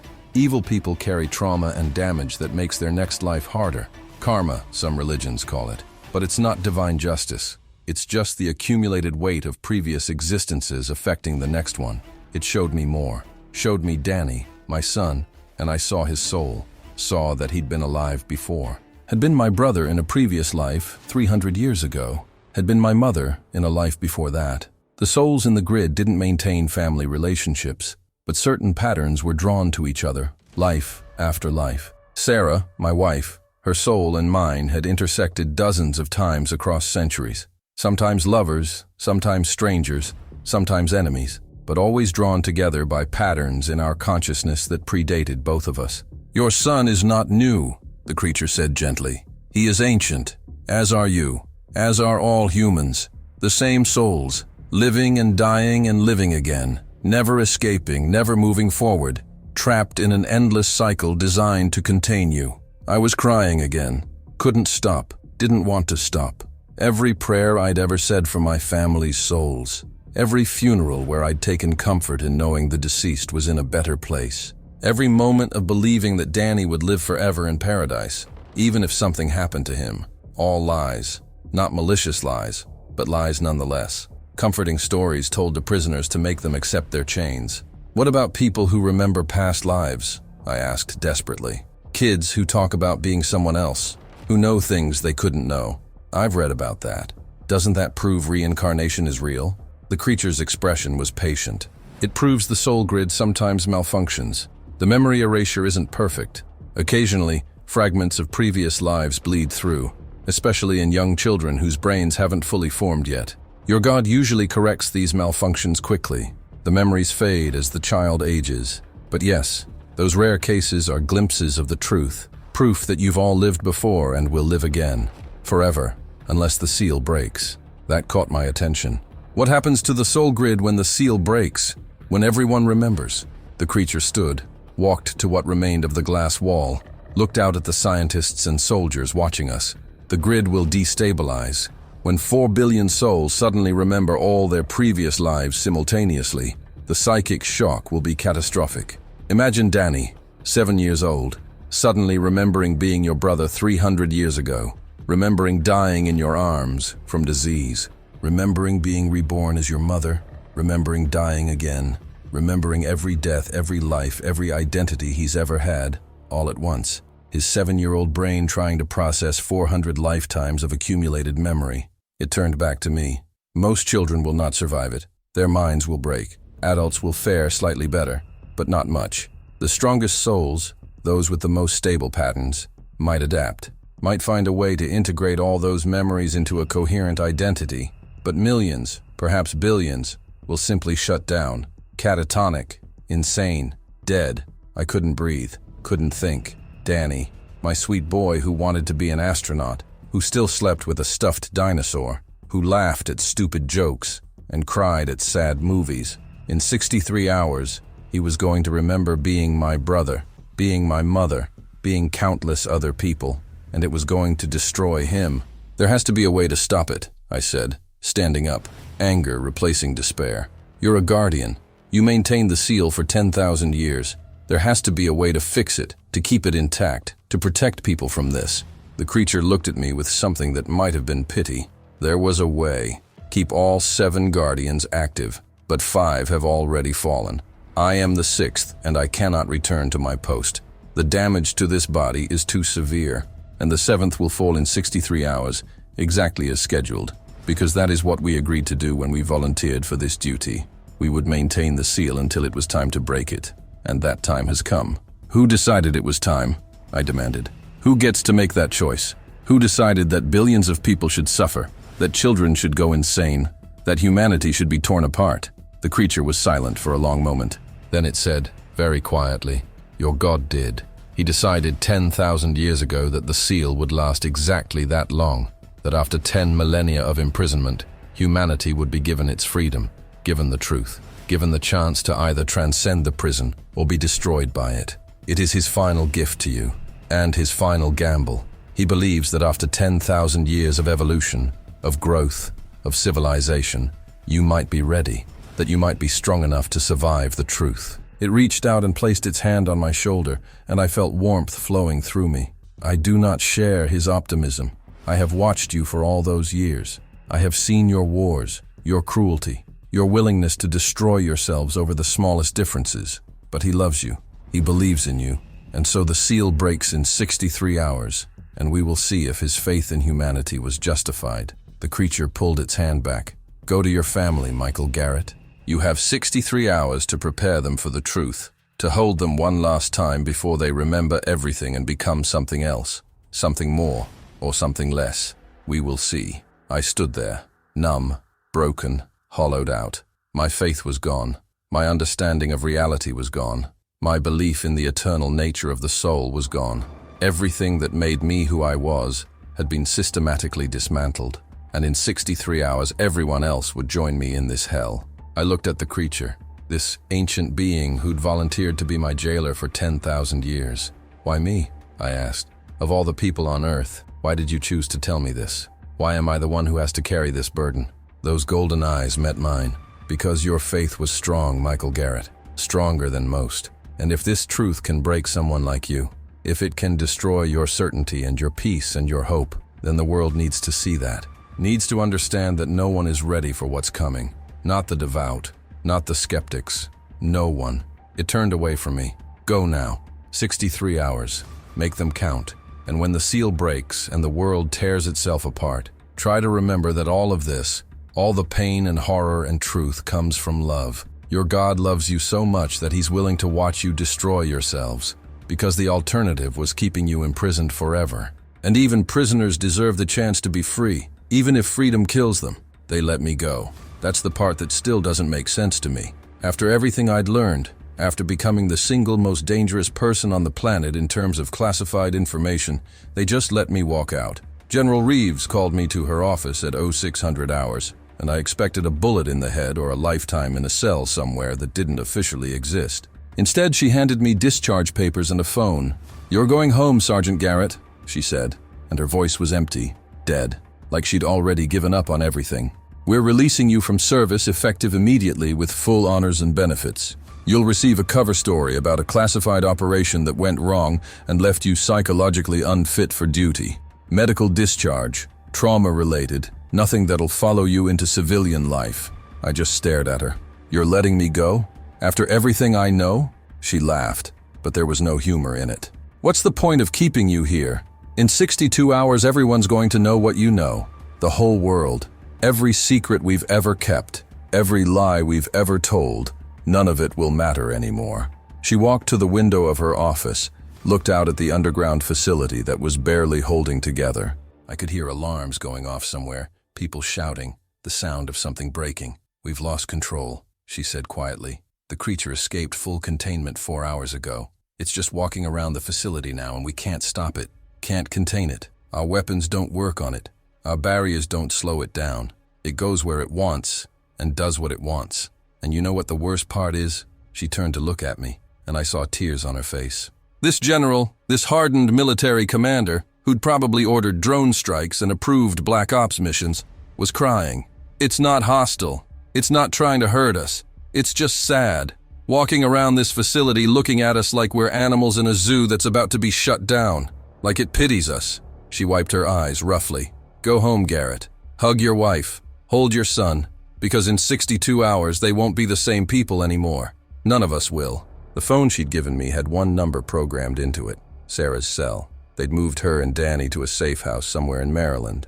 Told her it was for my protection after a classified incident. I called as soon as I got to the surface, standing in the Nevada desert with the sun coming up and my whole world ending. "Michael?" Her voice was scared, confused. "What's happening? These men came to the house in the middle of the night, said you were injured, said we had to go with them immediately. Danny's terrified. He keeps asking for you. Where are you?" I closed my eyes, felt tears I didn't know I had left start to fall. "I'm coming home, baby. I'm coming home right now. Is Danny okay? Can I talk to him?" There was shuffling, whispered voices, then my son's voice, small and frightened. "Daddy, where are you? These people won't tell us anything. Mom's crying and I don't understand what's happening." God, hearing his voice broke something in me. This innocent kid who still believed in superheroes and happy endings, who didn't know that in 62 hours, he was going to remember being my brother, my mother, dozens of other people. "I'm okay, buddy. I'm fine. I'm gonna be there really soon, okay? Maybe 6 or 7 hours. Can you be brave for me until then?" He sniffled, trying not to cry. "I'm scared, Daddy. I had a bad dream. I dreamed I was someone else, someone old, and I knew things I shouldn't know, like about wars and dying and stuff. It was really scary.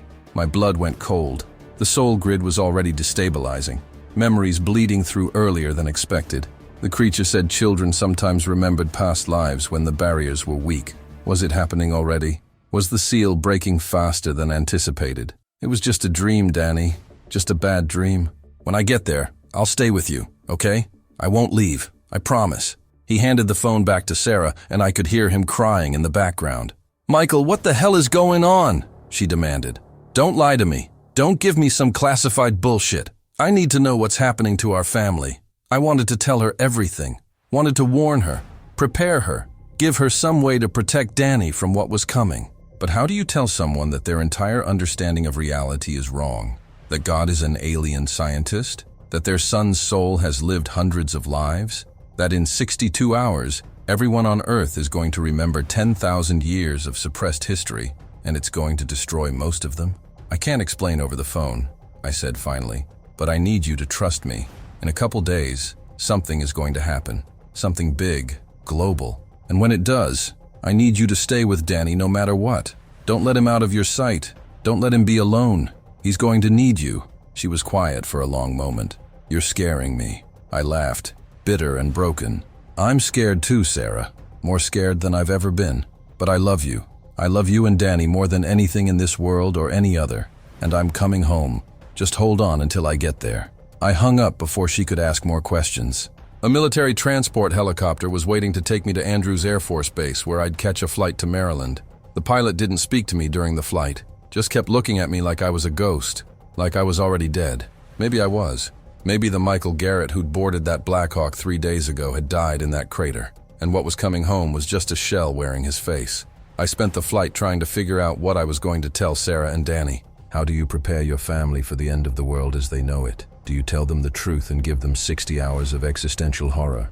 Or do you let them have 60 more hours of peace, of normalcy, of ignorance? I pulled out my Bible, the one that had been with me through everything, and opened it randomly. Revelation 21:4. "And God shall wipe away all tears from their eyes, and there shall be no more death, neither sorrow nor crying, neither shall there be any more pain, for the former things are passed away." I laughed out loud at that. The pilot glanced back, probably thought I was losing my mind. Maybe I was. God shall wipe away all tears. What a joke. God was about to cause more tears than had been cried in all of human history. The former things are passed away. That part was true, at least. In 61 hours, everything that had been would pass away. Every belief, every certainty, every comfortable lie. All of it gone in an instant of terrible, destructive truth. I got to the safe house just after 1400 hours. It was a nondescript building in a suburb outside Baltimore, surrounded by agents pretending to be normal neighbors. Sarah opened the door before I could knock, and she looked at me like she didn't quite recognize me. "Michael? Oh my God, what happened to you?" I hadn't looked in a mirror since before the crater, hadn't thought about what I looked like, but I could imagine, pale, hollow-eyed, like I'd aged a decade in 3 days. I pulled her into a hug, held her so tight she gasped. "I love you," I whispered into her hair. "I love you so much. Whatever happens, remember that. Please." She pushed back, looked at me with concern and fear. "You're acting like you're dying. Are you sick? Did something happen on the mission?" Before I could answer, Danny came running down the stairs and threw himself at me. "Daddy!" I caught him, lifted him up even though he was getting too big for that, buried my face in his neck and breathed in that kid smell of shampoo and innocence. "Hey, buddy, I missed you." He pulled back, looked at me seriously. "I keep having those dreams, Dad, every time I fall asleep. Dreams where I'm other people. Is that normal?" I carried him to the couch, sat down with Sarah next to me and Danny in my lap. "What kind of dreams, Danny? Tell me exactly." He bit his lip, struggling to find words for something his 7-year-old vocabulary couldn't quite express. Like, I remember being someone else, being older, being in a war, I think. There were guns and smoke and people screaming, and I was dying. I could feel it, and I was looking at someone who looked like you, but not exactly you. And I said I was sorry, for something. I don't remember what. My throat closed up. He was remembering being my brother in a previous life, dying on a battlefield 300 years ago. The soul grid was failing faster than the creature predicted. We didn't have 61 hours. We might have days, maybe less. "It's okay, buddy. It's just dreams. They can't hurt you." But I was lying. When the seal broke fully, those dreams would become memories. Real, vivid, undeniable memories. And they would hurt him. They would destroy him. Sarah grabbed my arm. "Michael, you need to tell me what's happening, right now. No more secrets." I looked at her. This woman I'd loved for 9 years, who'd given me a son, who'd built a life with me based on the assumption that reality worked a certain way. And I made a decision. A terrible, necessary decision. "Something is coming," I said quietly. "I can't tell you exactly what, because you wouldn't believe me. But in about 2.5 days, something is going to happen that will change everything. The whole world. Every person on the planet." She stared at me. "What are you talking about? Like a war? An attack?" I shook my head. "Not an attack. A revelation. People are going to learn things they didn't know before. Things about history, about reality, about themselves. And it's going to be traumatic. Really, really traumatic. Especially for kids." I looked at Danny. "When it happens, I need you to stay with him. Don't let him be alone. He's going to be confused. scared, maybe see or remember things that don't make sense. You have to keep him grounded. Keep reminding him who he is now, not who he might remember being. Sarah's face went white. You're talking like it's the end of the world. I smiled, sad and broken. It is the end of the world, Sarah. Just not the way anyone expected. The world isn't ending physically. It's ending mentally, spiritually, philosophically. Everything we thought we knew is about to be revealed as wrong. And I don't know if humanity survives that. She stood up, started pacing, hands shaking. This is insane. You sound insane. Did something happen to you on that mission? Did you hit your head? Get exposed to chemicals? I wanted to laugh, wanted to tell her that I wished it was that simple, that I wished I was just crazy from trauma or drugs or head injury. But I wasn't. I was the sanest person in the room because I was the only one who knew what was coming. In 60 hours, I said, standing up with Danny still in my arms. You're going to understand, and you're going to wish you didn't. But until then, can we just be a family? Can we just have these next 2 days together without questions or fear or anything else? Please. Sarah looked at me for a long time. Then she nodded slowly. Okay. 2 days. But Michael, if you're wrong about this, if nothing happens, you need to see someone, a therapist, a doctor, someone, because you're not okay right now. I wasn't okay. She was right about that. But in 60 hours, no one would be okay. The entire human race would be broken together. At least, I'd gotten a head start. That night, I lay in bed between Sarah and Danny, listening to them breathe. Sarah had finally fallen asleep after hours of tossing and turning. Danny was restless, whimpering occasionally, trapped in dreams of lives he'd lived centuries ago. And I stared at the ceiling, feeling that presence still in my mind. The creature, the guardian, watching through my eyes. Are you there? I thought, not sure if it could hear me from this distance. The response came immediately, clear as if it was in the room with me. I am always here, Michael Garrett, until the end. I closed my eyes. How many will die when the seal breaks? How many people won't survive it? The creature's sadness filled my mind. Billions, perhaps half your species. Children most of all. Their minds are too young, too flexible. The memories will shatter them like glass. I pulled Danny closer, feeling his small heartbeat against my chest. There has to be a way to stop it. Please, there has to be. The creature's response was gentle but final. There is no stopping it now. The seal was designed to break. Your God made sure of it. All I can do is give you the truth before it happens, so that when the world remembers, there is at least one voice who can explain, one witness who can tell them why. I opened my eyes. 60 hours. That's all we have left. 60 hours, the creature confirmed. And then everyone remembers everything, and nothing will ever be the same. The call came 36 hours before the seal would break.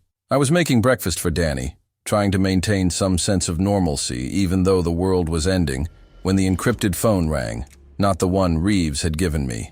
A new one that had appeared on the kitchen counter overnight, like someone had broken into the safe house and left it there just for me. Sarah was upstairs in the shower. Danny was watching cartoons, still having those dreams every time he closed his eyes, but trying to be brave about it. I picked up the phone. Hello? The voice that answered wasn't Hayes or Reeves or anyone from the military. It was smooth, cultured, with an accent I couldn't place. Sergeant Garrett, my name is Dr. Marcus Webb. I'm the director of a research initiative you're not aware of. I know what you've learned. I know what's coming. And I'm calling to tell you that there might be a way to stop it. My heart started racing. Who is this? How did you get this number? How did you get into this house? Webb's voice was calm, almost too calm. Those are the wrong questions, Sergeant. The right question is, do you want to save your son? Because I can do that. I can save him and approximately 10,000 other children from what's about to happen. But I need your help, and I need it now. I looked at Danny, laughing at something on TV, completely unaware that in a day and a half his mind was going to be flooded with hundreds of lifetimes of memory. What are you talking about? The Guardian said there's no way to stop the seal from breaking. Webb laughed softly. The Guardian is correct. We can't stop the seal, but we can create a smaller seal, a shelter for selected individuals. Children primarily, along with key personnel needed to rebuild civilization after the majority of humanity experiences difficulties. The way he said difficulties made my skin crawl. We've been working on this contingency for 15 years, ever since we first detected the instability in what we now know is the Soul Grid. We have a facility, deep underground, shielded in ways the military installation you visited could never achieve. And we have a technology, experimental, dangerous, but potentially effective. I walked into the hallway, away from Danny, keeping my voice low. What kind of technology? Webb paused, and I heard what sounded like keyboards clicking in the background. Do you know what a Faraday cage is, Sergeant? A metal enclosure that blocks electromagnetic fields. We've built something similar, but for consciousness itself. A metaphysical Faraday cage. When the seal breaks and the soul grid destabilizes, our facility will create a localized counterfield. Everyone inside will be shielded from the full impact of the memory flood. They'll remember some things, yes, fragments, pieces, but not everything at once. Not the full weight of 10,000 years crushing down on them in an instant. It sounded too good to be true, which usually meant it was. Why are you telling me this? Why now? Webb's voice hardened slightly. Because the Guardian chose you as its messenger. That means you have some kind of connection to it, some resonance with the forces at play here. We need that connection. We need you in the facility when the seal breaks, acting as a sort of lightning rod, drawing the worst of the psychic shock into yourself, instead of letting it disperse among the children we're protecting. I felt cold all over. You want me to sacrifice myself, to absorb the impact so others don't have to. Webb didn't deny it. We're asking you to be a hero, Sergeant Garrett. To do what soldiers do, take the bullet meant for civilians. Except in this case, the bullet is knowledge, truth, memory. And yes, it will probably destroy you. Your mind won't survive the full weight of the soul grid's collapse. But your son will. 10,000 other children will. They'll have a chance to grow up in whatever world emerges from this catastrophe. Isn't that worth it? I looked back toward the living room where Danny was still watching TV. Thought about Sarah upstairs, getting dressed, trying to hold herself together, even though she could feel something terrible approaching. Thought about the billions of people around the world who had no idea what was about to happen to them. Where's this facility? I asked quietly. Webb gave me coordinates. Somewhere in Montana, middle of nowhere. How do I know you're not lying? How do I know this isn't some trap or some insane person who somehow got my number? Webb sighed. You don't know, Sergeant. You can't know. All you can do is make a choice based on incomplete information and hope it's the right one. That's what faith is, isn't it? Believing in something you can't prove. You used to be good at faith, before the Guardian took it from you. He had a point. I didn't know if I could trust this man. But I knew with absolute certainty that if I did nothing, Danny would die or go insane when the seal broke. At least this way, there was a chance. If I come to your facility, my whole family comes. Sarah and Danny. Non-negotiable. Webb was quiet for a moment. Your wife isn't a child. She's not necessary for the reconstruction of civilization. We have limited space. My hand tightened on the phone. Then make space, or I don't come at all, and you lose your lightning rod. More silence. Then, fine, your family can come. But understand that your wife will remember everything. We can only shield children and key personnel. She's neither. She'll experience the full collapse of the soul grid, and there's a significant chance it will kill her or drive her permanently insane. Are you willing to risk that? I thought about Sarah, thought about what the creature had told me, that she and I had been connected across multiple lifetimes, that our souls had found each other again and again. If she remembered all of that, remembered being different people in different eras, would she still be Sarah? Would she still love me? Or would the person she became be someone else entirely? She comes, I said finally. We stay together. As a family, whatever happens. Webb's voice softened slightly. You really love them. Good. That love will help anchor you when the memories hit. Love is one of the few things that transcends individual lifetimes, one of the few constants in the soul grid.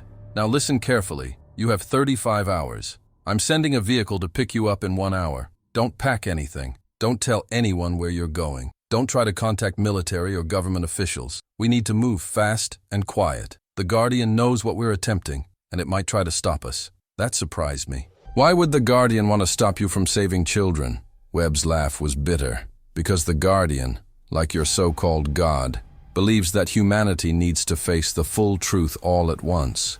No mercy, no half measures, complete revelation or nothing. It sees our attempt to shield people as extending the lie, continuing the prison in a new form. It doesn't understand that sometimes mercy is more important than truth. Or maybe it does understand and simply doesn't care. The call ended. I stood there in the hallway holding a phone that would probably disappear as mysteriously as it had appeared. trying to figure out if I'd just been offered salvation or led into an even worse trap. Sarah came downstairs, saw my face. "Who was that?" "Michael, you look like you've seen a ghost." I pulled her close, kissed her forehead. "We're leaving. In about an hour. Someone's coming to pick us up. We're going somewhere safe." She pushed back, eyes wide.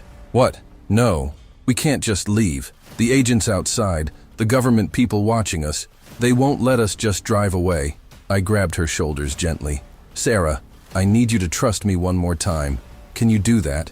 Can you trust me even though I can't explain everything?" She looked into my eyes, and I saw the moment she made her decision. The moment she chose to believe me despite all the insanity. Okay. But Danny comes. Whatever this is, wherever we're going, Danny comes." I nodded. "Danny comes, I promise." I went into the living room, sat down next to my son on the couch. "Hey buddy, how would you like to go on an adventure? Like a secret mission?" His eyes lit up. "Really? Like spy stuff?" I forced a smile. "Yeah, like spy stuff. We're going to meet some people who need our help, but we have to leave really soon, and we can't tell anyone where we're going. Can you be a secret agent for me?" He nodded eagerly, the fear from the past 2 days momentarily forgotten in the excitement of an adventure. If only he knew. If only any of us knew what we were walking into. The vehicle arrived exactly 1 hour later. A black SUV with tinted windows that pulled up to the safe house like it owned the place. The government agents who were supposed to be watching us didn't react, didn't move to stop us, like they'd been told to stand down, or like they'd been paid off, or like they simply didn't care anymore, because in 34 hours nothing would matter anyway. A man in a dark suit got out, opened the back door. "Sergeant Garrett, Dr. Webb sent me. We need to leave immediately." Sarah grabbed my hand as we walked toward the SUV. "Michael, I'm scared." I squeezed her hand. "Me too, but we're together. That's what matters." We climbed into the vehicle, Danny between us, and the door closed with a heavy thunk that sounded too much like a prison cell locking.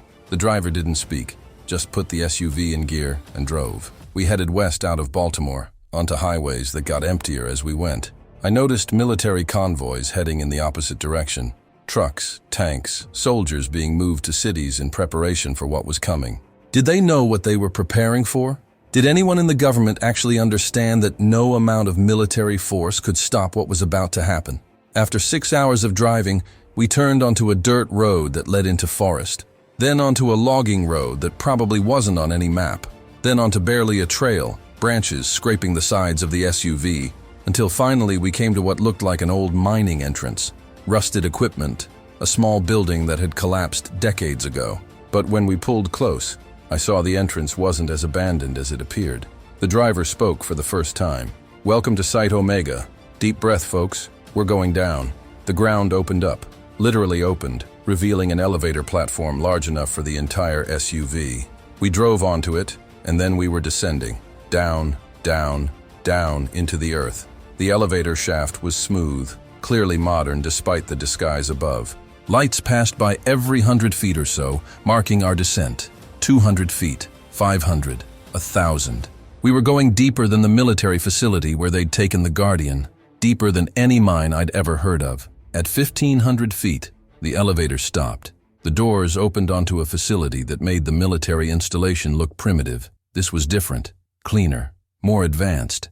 The walls were some kind of white composite material that seemed to glow from within.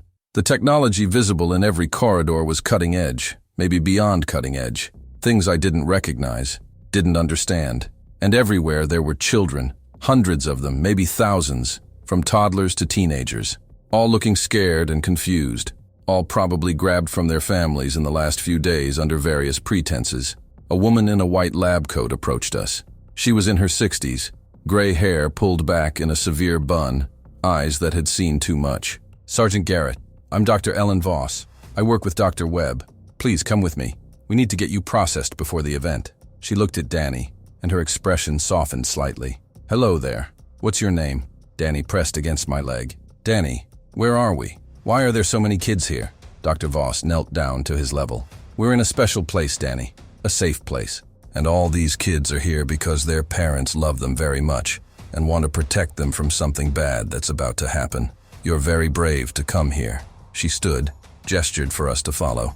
We walked through corridors filled with activity. Scientists checking equipment, technicians calibrating machines I didn't understand, and in one large chamber I saw something that made me stop dead.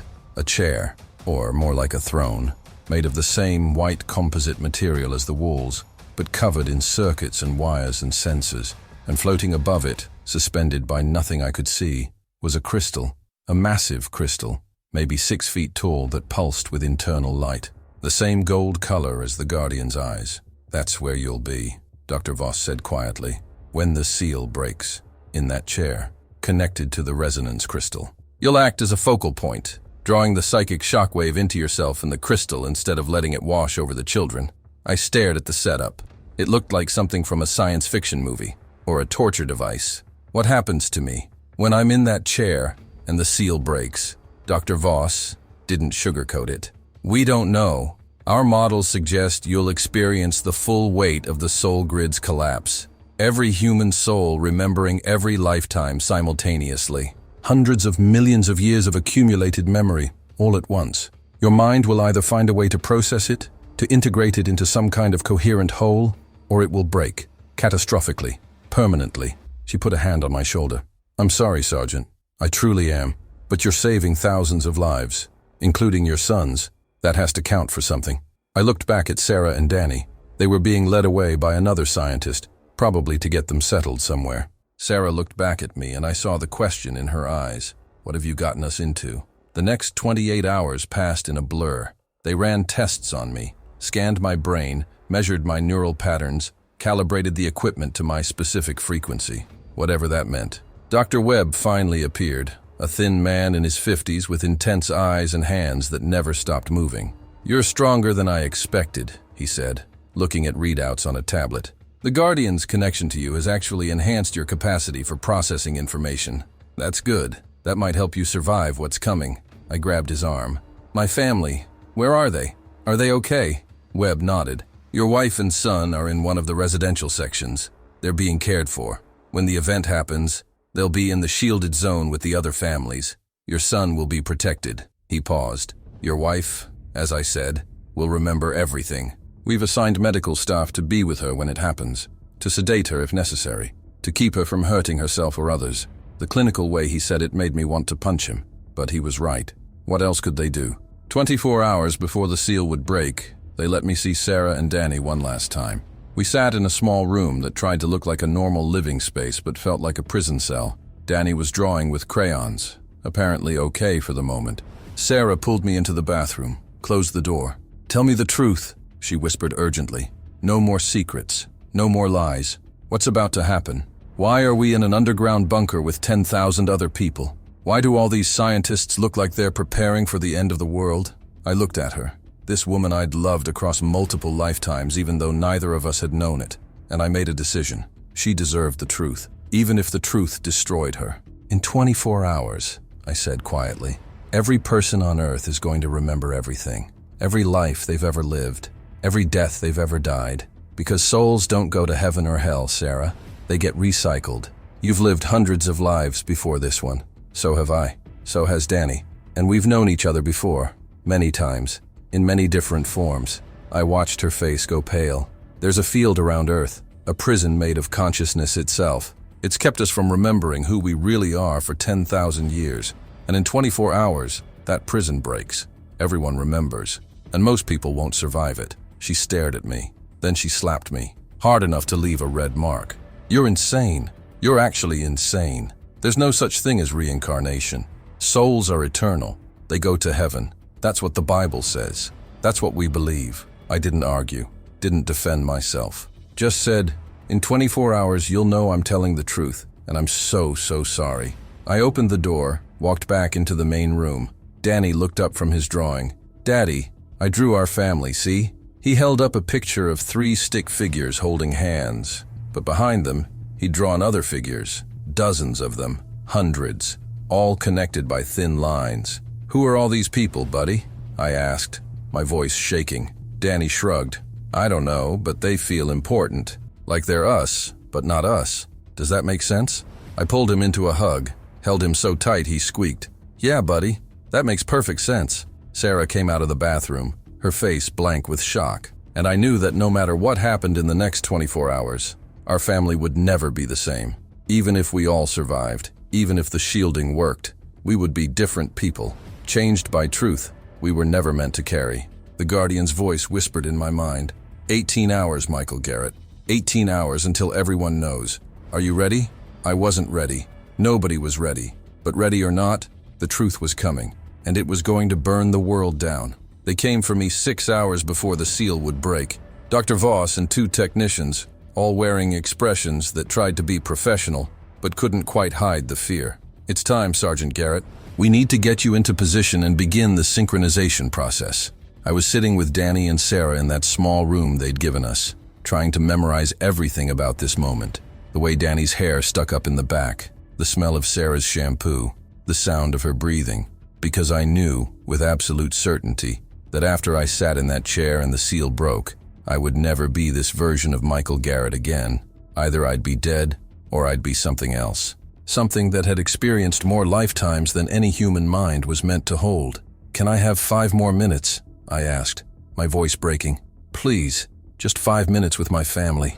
Dr. Voss nodded. 5 minutes. Then we really must go. The timing has to be precise. She left with the technicians, and I turned to Sarah. She'd been quiet since I told her the truth.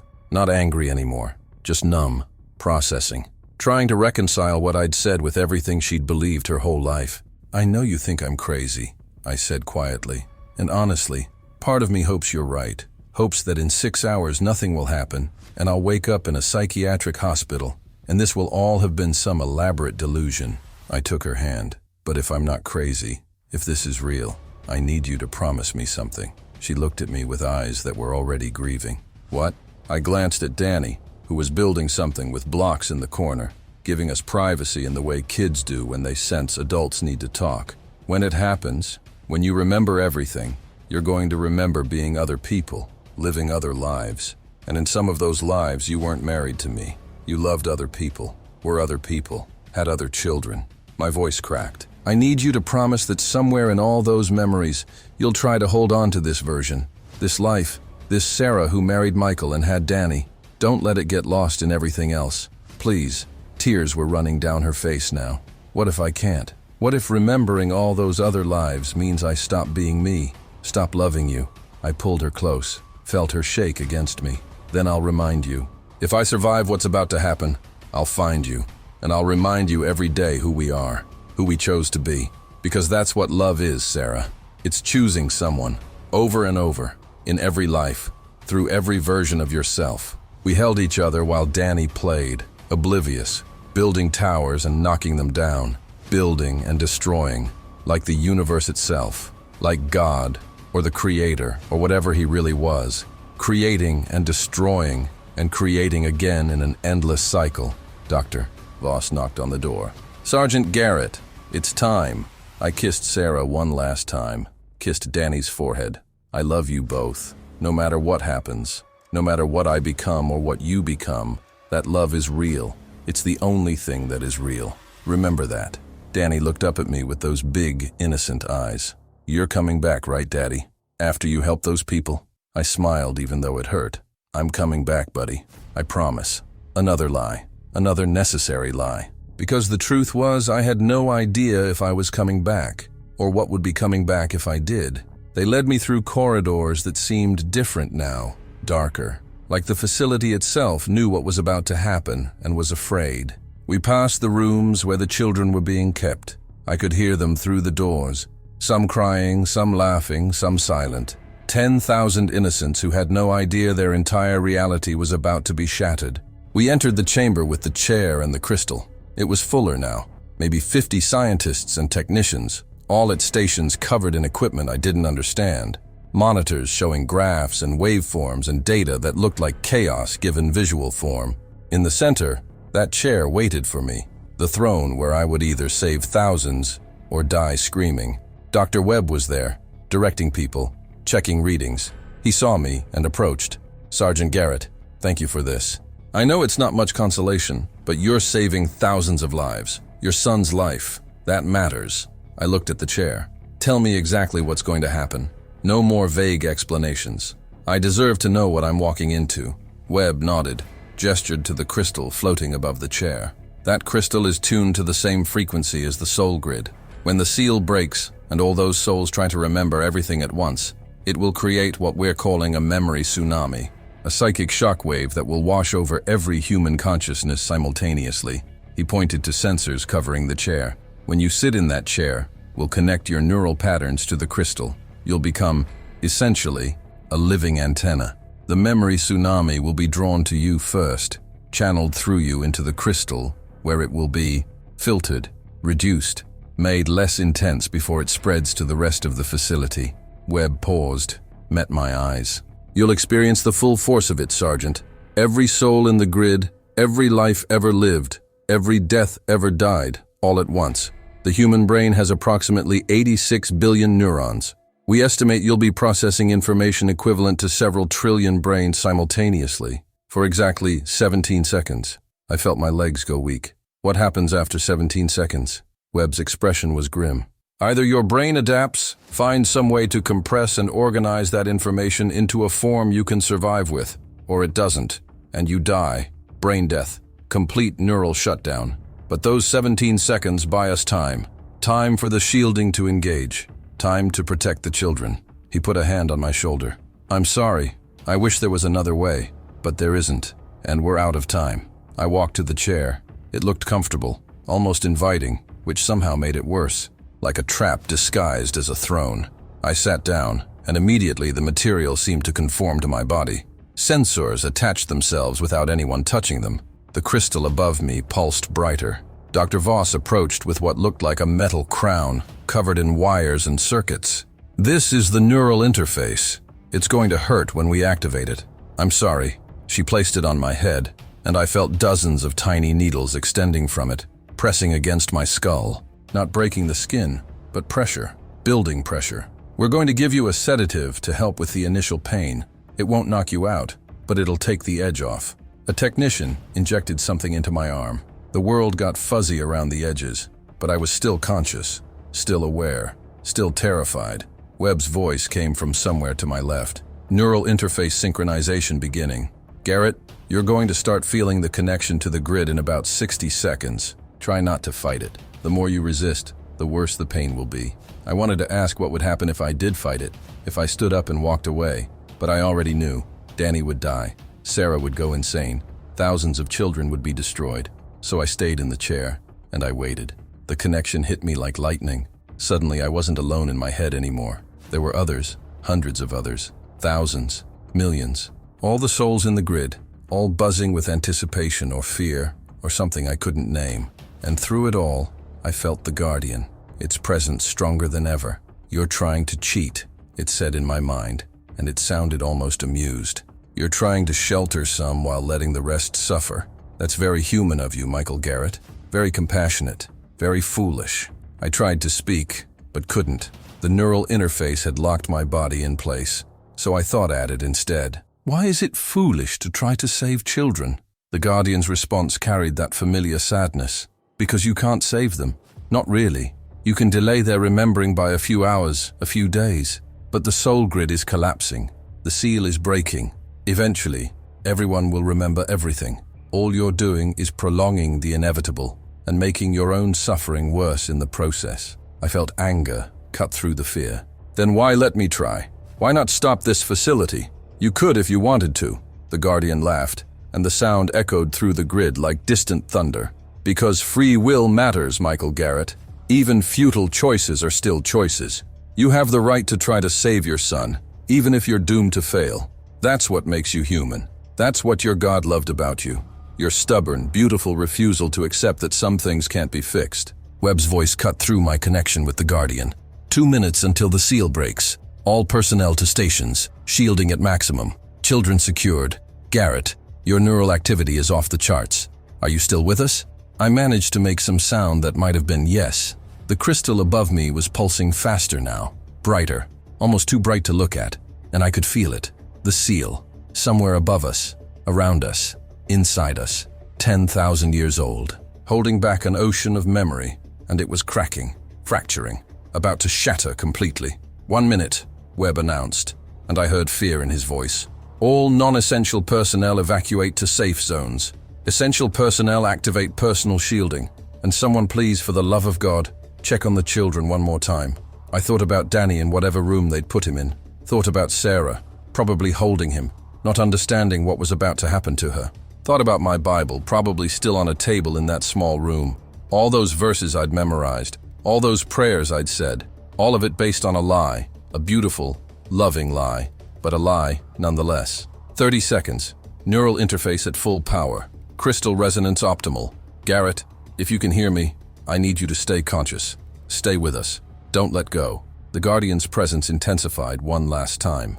This is it, Michael Garrett. The moment your God has been preparing for since he created the seal. The moment when humanity either transcends or destroys itself, and you're at the center of it. The first human to know the full truth. The lightning rod for the memory of an entire species. How does it feel? I wanted to say it felt terrifying. Wanted to beg for it to stop.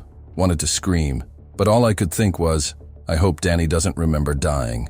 I hope when he remembers all those past lives, he doesn't remember the pain. Let him remember the good parts. Let him remember love, please. 5 seconds, Webb said, his voice barely audible over the sound of the crystal, which was humming now, a frequency I felt in my bones. 4, 3, 2, and then the world exploded. Not physically, but mentally, spiritually, in every way that mattered. The seal shattered, and I felt every soul in the grid remember everything at once. 4 billion souls, hundreds of lifetimes each, trillions upon trillions of memories flooding back in a single instant. Every birth, every death, every love, every loss, every moment of joy and suffering and confusion and clarity across 10,000 years of human history. All of it pouring into the grid. And because I was connected to the crystal, all of it pouring into me. I screamed, or tried to, but my body wasn't responding. I was drowning in memories that weren't mine. Living lives I'd never lived, dying deaths I'd never died. I was a child in ancient Sumeria watching my mother bake bread. I was a warrior in feudal Japan bleeding out from a sword wound. I was a scientist in Nazi Germany horrified by what I'd helped create.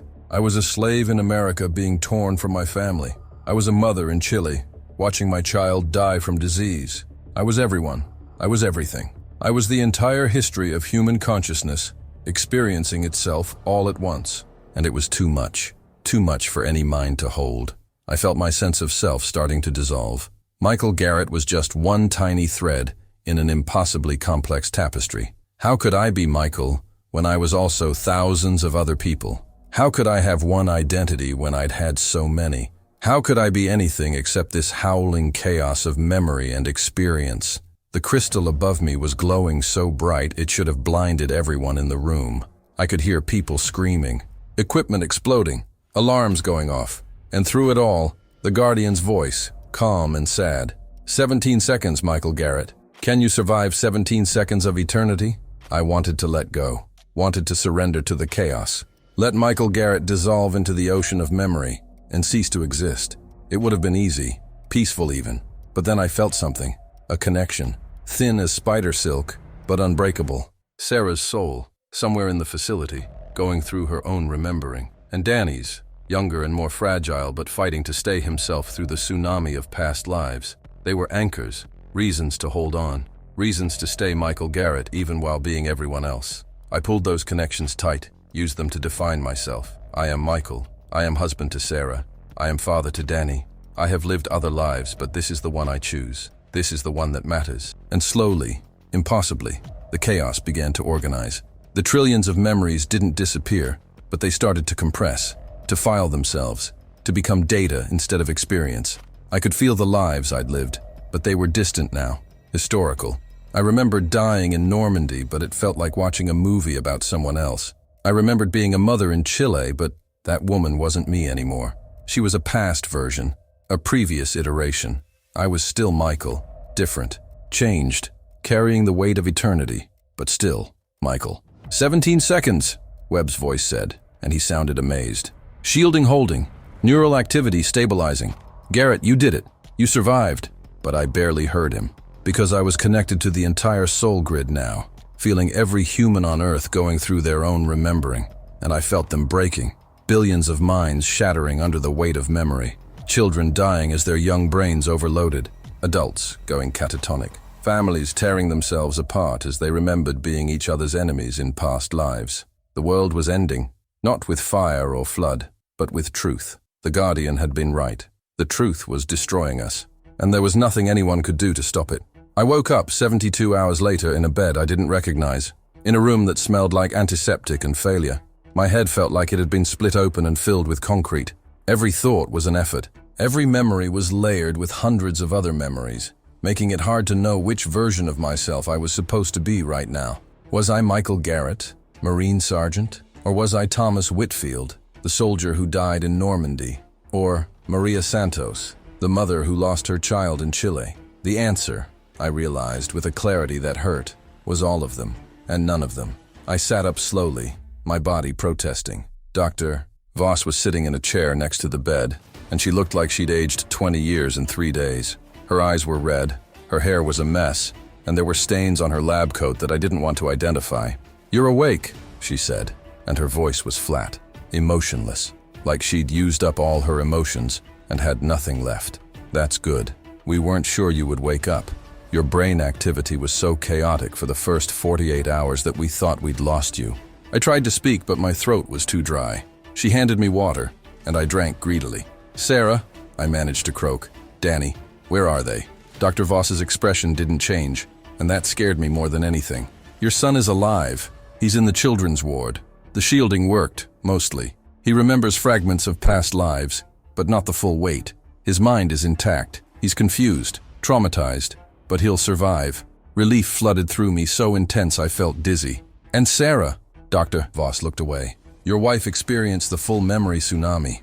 Like most adults who weren't shielded, she remembered everything. Every life she'd ever lived. Every death. Every person she'd been." She paused, and I saw her hands shaking. "She's alive, Sergeant. But the woman you knew as Sarah doesn't exist anymore. The personality, the identity, the person who loved you. It's been buried under hundreds of other lifetimes. She doesn't recognize you, doesn't recognize Danny. She's caught somewhere between being everyone she's ever been and being no one at all." I felt something break inside me that hadn't been broken before. Danny was alive. That was good. But Sarah was gone. Not dead, but erased. Overwritten by the weight of too many memories. "I want to see them," I said, my voice steadier than I expected. "Both of them. Now." Dr. Voss nodded. "I'll take you to Danny first. But Sergeant, you need to understand what's happened in the last 72 hours. The world isn't what it was. Nothing is what it was." She helped me out of bed, steadied me when my legs nearly gave out, and led me into the corridor. The facility was different now, quieter, darker. Half the lights were out, and I could hear crying coming from multiple directions. Children crying for parents who weren't there anymore. Adults crying for identities they'd lost. The sound of a species in mourning. "Global casualties are estimated at 2.8 billion so far," Dr. Voss said as we walked, her voice clinical, detached. "Most of them children under 10. Their brains couldn't process the memory load. They just shut down, stopped breathing, died in their sleep or their parents' arms while remembering being someone else centuries ago." She turned a corner, and I saw body bags. Dozens of them, small ones. "We lost 40% of the children here despite the shielding. It wasn't enough. Nothing was enough." I felt sick. "And adults?" Dr. Voss gestured vaguely. "Approximately 30% went catatonic, just stopped functioning, sitting there with their eyes open, remembering everything, unable to reconcile it all into anything coherent. Another 20% went violently insane, started attacking people, destroying things, screaming about lives they'd lived and deaths they'd died. We've had to sedate or restrain thousands of people." She stopped at a door. "The remaining 50% are like you, changed, carrying the weight of multiple lifetimes but still functional, still able to distinguish between who they were and who they are now, but barely. Every one of them is traumatized beyond anything we've seen before. PTSD doesn't even begin to describe it." She opened the door. "Your son is in here. Try to be gentle. He's not the same Danny you left 3 days ago. None of us are the same." I stepped into the room, and my heart broke all over again. Danny was sitting on a bed, staring at his hands like they belonged to someone else. When he looked up at me, his eyes were different, older, haunted, eyes that had seen too much for a 7-year-old body to carry. "Daddy," he said, but his voice was uncertain. "I remember you. I remember being your son." but I also remember being your brother in a war a long time ago. I remember dying. He started crying and I rushed to him, pulled him into my arms. I remember being so many people, Daddy, and I don't know which one I'm supposed to be. Am I Danny, or am I all those other people too? I held him tight, feeling him shake. You're Danny. You're my son. All those other lives happened, buddy. But this is the one that matters. This is the one we're living right now. But even as I said it, I knew it wasn't that simple. How could he just be Danny when he remembered being a soldier in the Civil War, a farmer in medieval England, a child in ancient Rome? How could any of us be just one person when we'd been so many? We sat there for a long time, holding each other, two broken people trying to figure out how to be human when humanity itself had changed. Finally, Danny pulled back. I want to see Mom. Do you know where she is? I nodded. Yeah, buddy, I know where she is, but I need to prepare you. She's not the same. She remembered too much and it hurt her. She might not recognize us. Danny's face fell. She doesn't remember being my mom? I couldn't answer that. Didn't know how.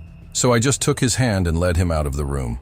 Dr. Voss took us to a different section of the facility, one with reinforced doors and guards who looked more like prison wardens than medical staff. We're keeping the severely affected here, she explained. The ones who are dangerous to themselves or others. Your wife isn't violent, but she's unstable. She tried to harm herself twice in the first 24 hours. Said she couldn't bear being everyone at once, that she wanted to die so she could go back into the grid and forget again. She stopped at a door with a small window. She's in here, but I'm warning you, Sergeant. She's not going to be who you remember, and seeing you might make it worse. Sometimes familiar faces trigger memories from conflicting lifetimes, and that can cause breakdowns. I looked through the window and saw Sarah, or the body that used to be Sarah. She was sitting on the floor, rocking back and forth, muttering to herself in what sounded like multiple languages. Her hair was tangled, her clothes were dirty, and there were bandages on her wrists where she'd tried to end it. Sarah? I said quietly, opening the door. She looked up, and for a moment I saw recognition in her eyes. Michael? She said, her voice hoarse. No, not Michael. Thomas. You were Thomas, my brother. You died at Normandy. I held you. She stood up, stumbled toward me. But you were also my husband. In another life, we had 3 children. They all died from plague. I remember burying them. I remember your face when the third one stopped breathing. She was right in front of me now, touching my face with shaking hands. How many times have we known each other? How many versions of us have existed? I remember them all, Michael, all of them. And I can't tell which one is real, which one is me. I took her hands. This one is real, right now. This Sarah and this Michael. We have a son named Danny. He's here. He wants to see you. Sarah's eyes widened, and she looked past me to where Danny was standing in the doorway. Danny, our son. She said it like she was trying to convince herself. But I also remember him as my brother, as my father, as a stranger who killed me in a past life during a war I can't name. She pulled her hands away, backed against the wall. How can I be his mother when I remember him killing me? How can I love you when I remember you abandoning me in 3 different lifetimes? How can any of this be real when everything is real? When every version of reality is happening in my head at the same time? She slid down the wall, crying. I want to forget again, please. I want to go back to just being Sarah. Just one person. Just one life. This is too much. It's too much. I knelt beside her, and Danny came and sat on her other side. Mom, he said quietly. It's okay. I remember too. I remember being other people, but I'm trying really hard to be Danny. You're Danny. Can you try to be my mom, please? Sarah looked at him with an expression that broke my heart. Love and confusion and pain all mixed together. I'll try, baby. I'll try. But I could see in her eyes that she didn't know if she could. And honestly, neither did I. We stayed there for an hour, the 3 of us sitting on the floor of a medical facility, trying to be a family when none of us knew how to be individuals anymore. Finally, Dr. Voss came back. Sergeant, I need to show you something. Something you need to see before you decide what to do next. I followed her, leaving Danny with Sarah, hoping that being together might help them remember how to be mother and son, instead of the dozen other relationships they'd had across centuries. Dr. Voss led me to a command center filled with monitors, showing feeds from around the world. Every screen showed the same thing: chaos, cities on fire, mass suicides, military forces deployed against their own populations, governments collapsed, religious institutions burned by people who now remembered that God wasn't what they thought he was. This is what the truth looks like, Dr. Voss said quietly. This is what happens when humanity remembers everything at once. We're destroying ourselves, not because we're evil, but because we can't handle the weight of what we are. She pulled up a specific feed, a news broadcast, or what was left of news broadcasting, a reporter with dead eyes reading from notes. The Vatican has been abandoned. The Pope was found in his chambers, catatonic, staring at a crucifix and whispering names of people he'd been in past lives. Religious attendance worldwide has dropped to near zero. Why pray to a God you now remember? Is just a scientist who couldn't let his experiment die? Another feed. Psychiatric facilities are overwhelmed. Suicide rates have increased by 4,000%. Governments are implementing martial law, but most soldiers remember being on the other side of conflicts in past lives and refuse to fight. The world is ending not with a bang, but with collective trauma. Dr. Voss turned off the monitors. We did this. We tried to shelter people, tried to soften the blow, but all we did was delay the inevitable. The Guardian was right. Humanity wasn't ready for the truth. We'll never be ready for the truth. And now we're paying the price. I thought about the Guardian, wondered if it was still in that facility somewhere, watching humanity tear itself apart. Where is it? The Guardian, the creature. Is it still alive? Dr. Voss shook her head. It left 2 days ago, just walked out of the facility, through the soldiers who tried to stop it, through the barriers and locks. It said its work was done. The seal was broken. Humanity was free to remember, and now it could finally rest. She looked at me with eyes that had seen the end of the world. Before it left, it said something. Said that you were the key to what comes next. That you're the only human who experienced the full memory tsunami and survived with your identity intact. That makes you unique, dangerous, and possibly the only hope for rebuilding something from the ruins. I didn't want to be the key to anything. I just wanted my family back. Wanted the world to make sense again. But that wasn't possible anymore. Nothing would ever make sense again. What am I supposed to do? I asked. Dr. Voss walked to a window that looked out over the facility. You tell the truth. You explain what happened. You help people understand that yes, we're all reincarnated souls, trapped in a cycle designed by an alien scientist we called God. But that doesn't mean love isn't real, that compassion isn't real, that the choices we make in this life don't matter. She turned back to me. You survived because you held on to specific connections. Your wife, your son, love as an anchor. That's what people need right now. Not more truth, not more revelation. They need to be reminded that even if we've lived 1,000 lives, this life still matters. This moment still counts. We still get to choose who we are. I looked down at my hands. These hands that had held weapons in dozens of lifetimes, that had built and destroyed and created and killed across centuries. And if I can't convince them? If they'd rather die than live with the truth? Dr. Voss smiled, but it was the saddest smile I'd ever seen. Then at least you tried. At least someone fought to preserve humanity after the truth tried to destroy it. That has to count for something. I went back to the room where Danny and Sarah were still sitting together. They looked up when I entered. Two broken people trying to remember how to be the people they'd been 3 days ago. We need to leave, I said. We need to go out there, into whatever's left of the world, and try to help. Try to show people that even though everything changed, we can still choose to be human, choose to love, choose to matter. Danny stood up first. 7 years old, but carrying the memories of centuries. Okay, Daddy, I'll try. Sarah took longer, but eventually she stood too. I don't know if I can be the Sarah you remember, Michael, but I'll try to be someone. Someone who chooses to love you in this life, even if I remember hurting you in others. It wasn't much, but it was enough. We walked out of Site Omega together, back toward the surface, back toward a world that had been shattered by truth. The elevator rose slowly, and through the opening at the top, I could see sky, real sky. And in that sky, I saw something. 7 streaks of light, falling like stars, or like angels. The 7 guardians, their work finally done, burning up as they returned to whatever realm they'd come from. The prison was broken, the seal was shattered, humanity was free, and that freedom was killing us. But as I held Danny's hand and felt Sarah lean against me, I thought maybe, just maybe, some of us would survive, would find a way to be human in a world where being human meant something entirely different than it had before. The Guardian's voice whispered one last time in my mind, fading like an echo. Good luck, Michael Garrett. You're going to need it, and so is everyone else. The elevator opened. We stepped out into the Montana wilderness, and in the distance, I could hear sirens, screaming, the sound of a world ending and maybe, possibly, beginning again. I pulled out my phone, the one they'd let me keep, and I started recording. Because someone needed to tell this story. Someone needed to explain what happened, why it happened, what it means for the future, and apparently that someone was me. Before I start, I said into the camera, my voice steady despite everything. I need you to understand something. Everything you believed was a lie, but that doesn't mean everything you felt was false. Love is real. Choice is real. This moment is real. And we get to decide what happens next.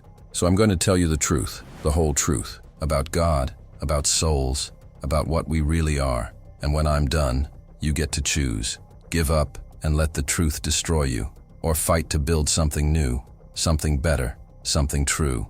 I looked at my family, these two broken people who were choosing to stay with me despite remembering hundreds of reasons they could walk away, and I smiled. My name is Michael Garrett, and this is what I saw when I was sent to retrieve a fallen angel's body. This is what made me question God. This is the truth, and the truth is going to set us free, even if it kills us first.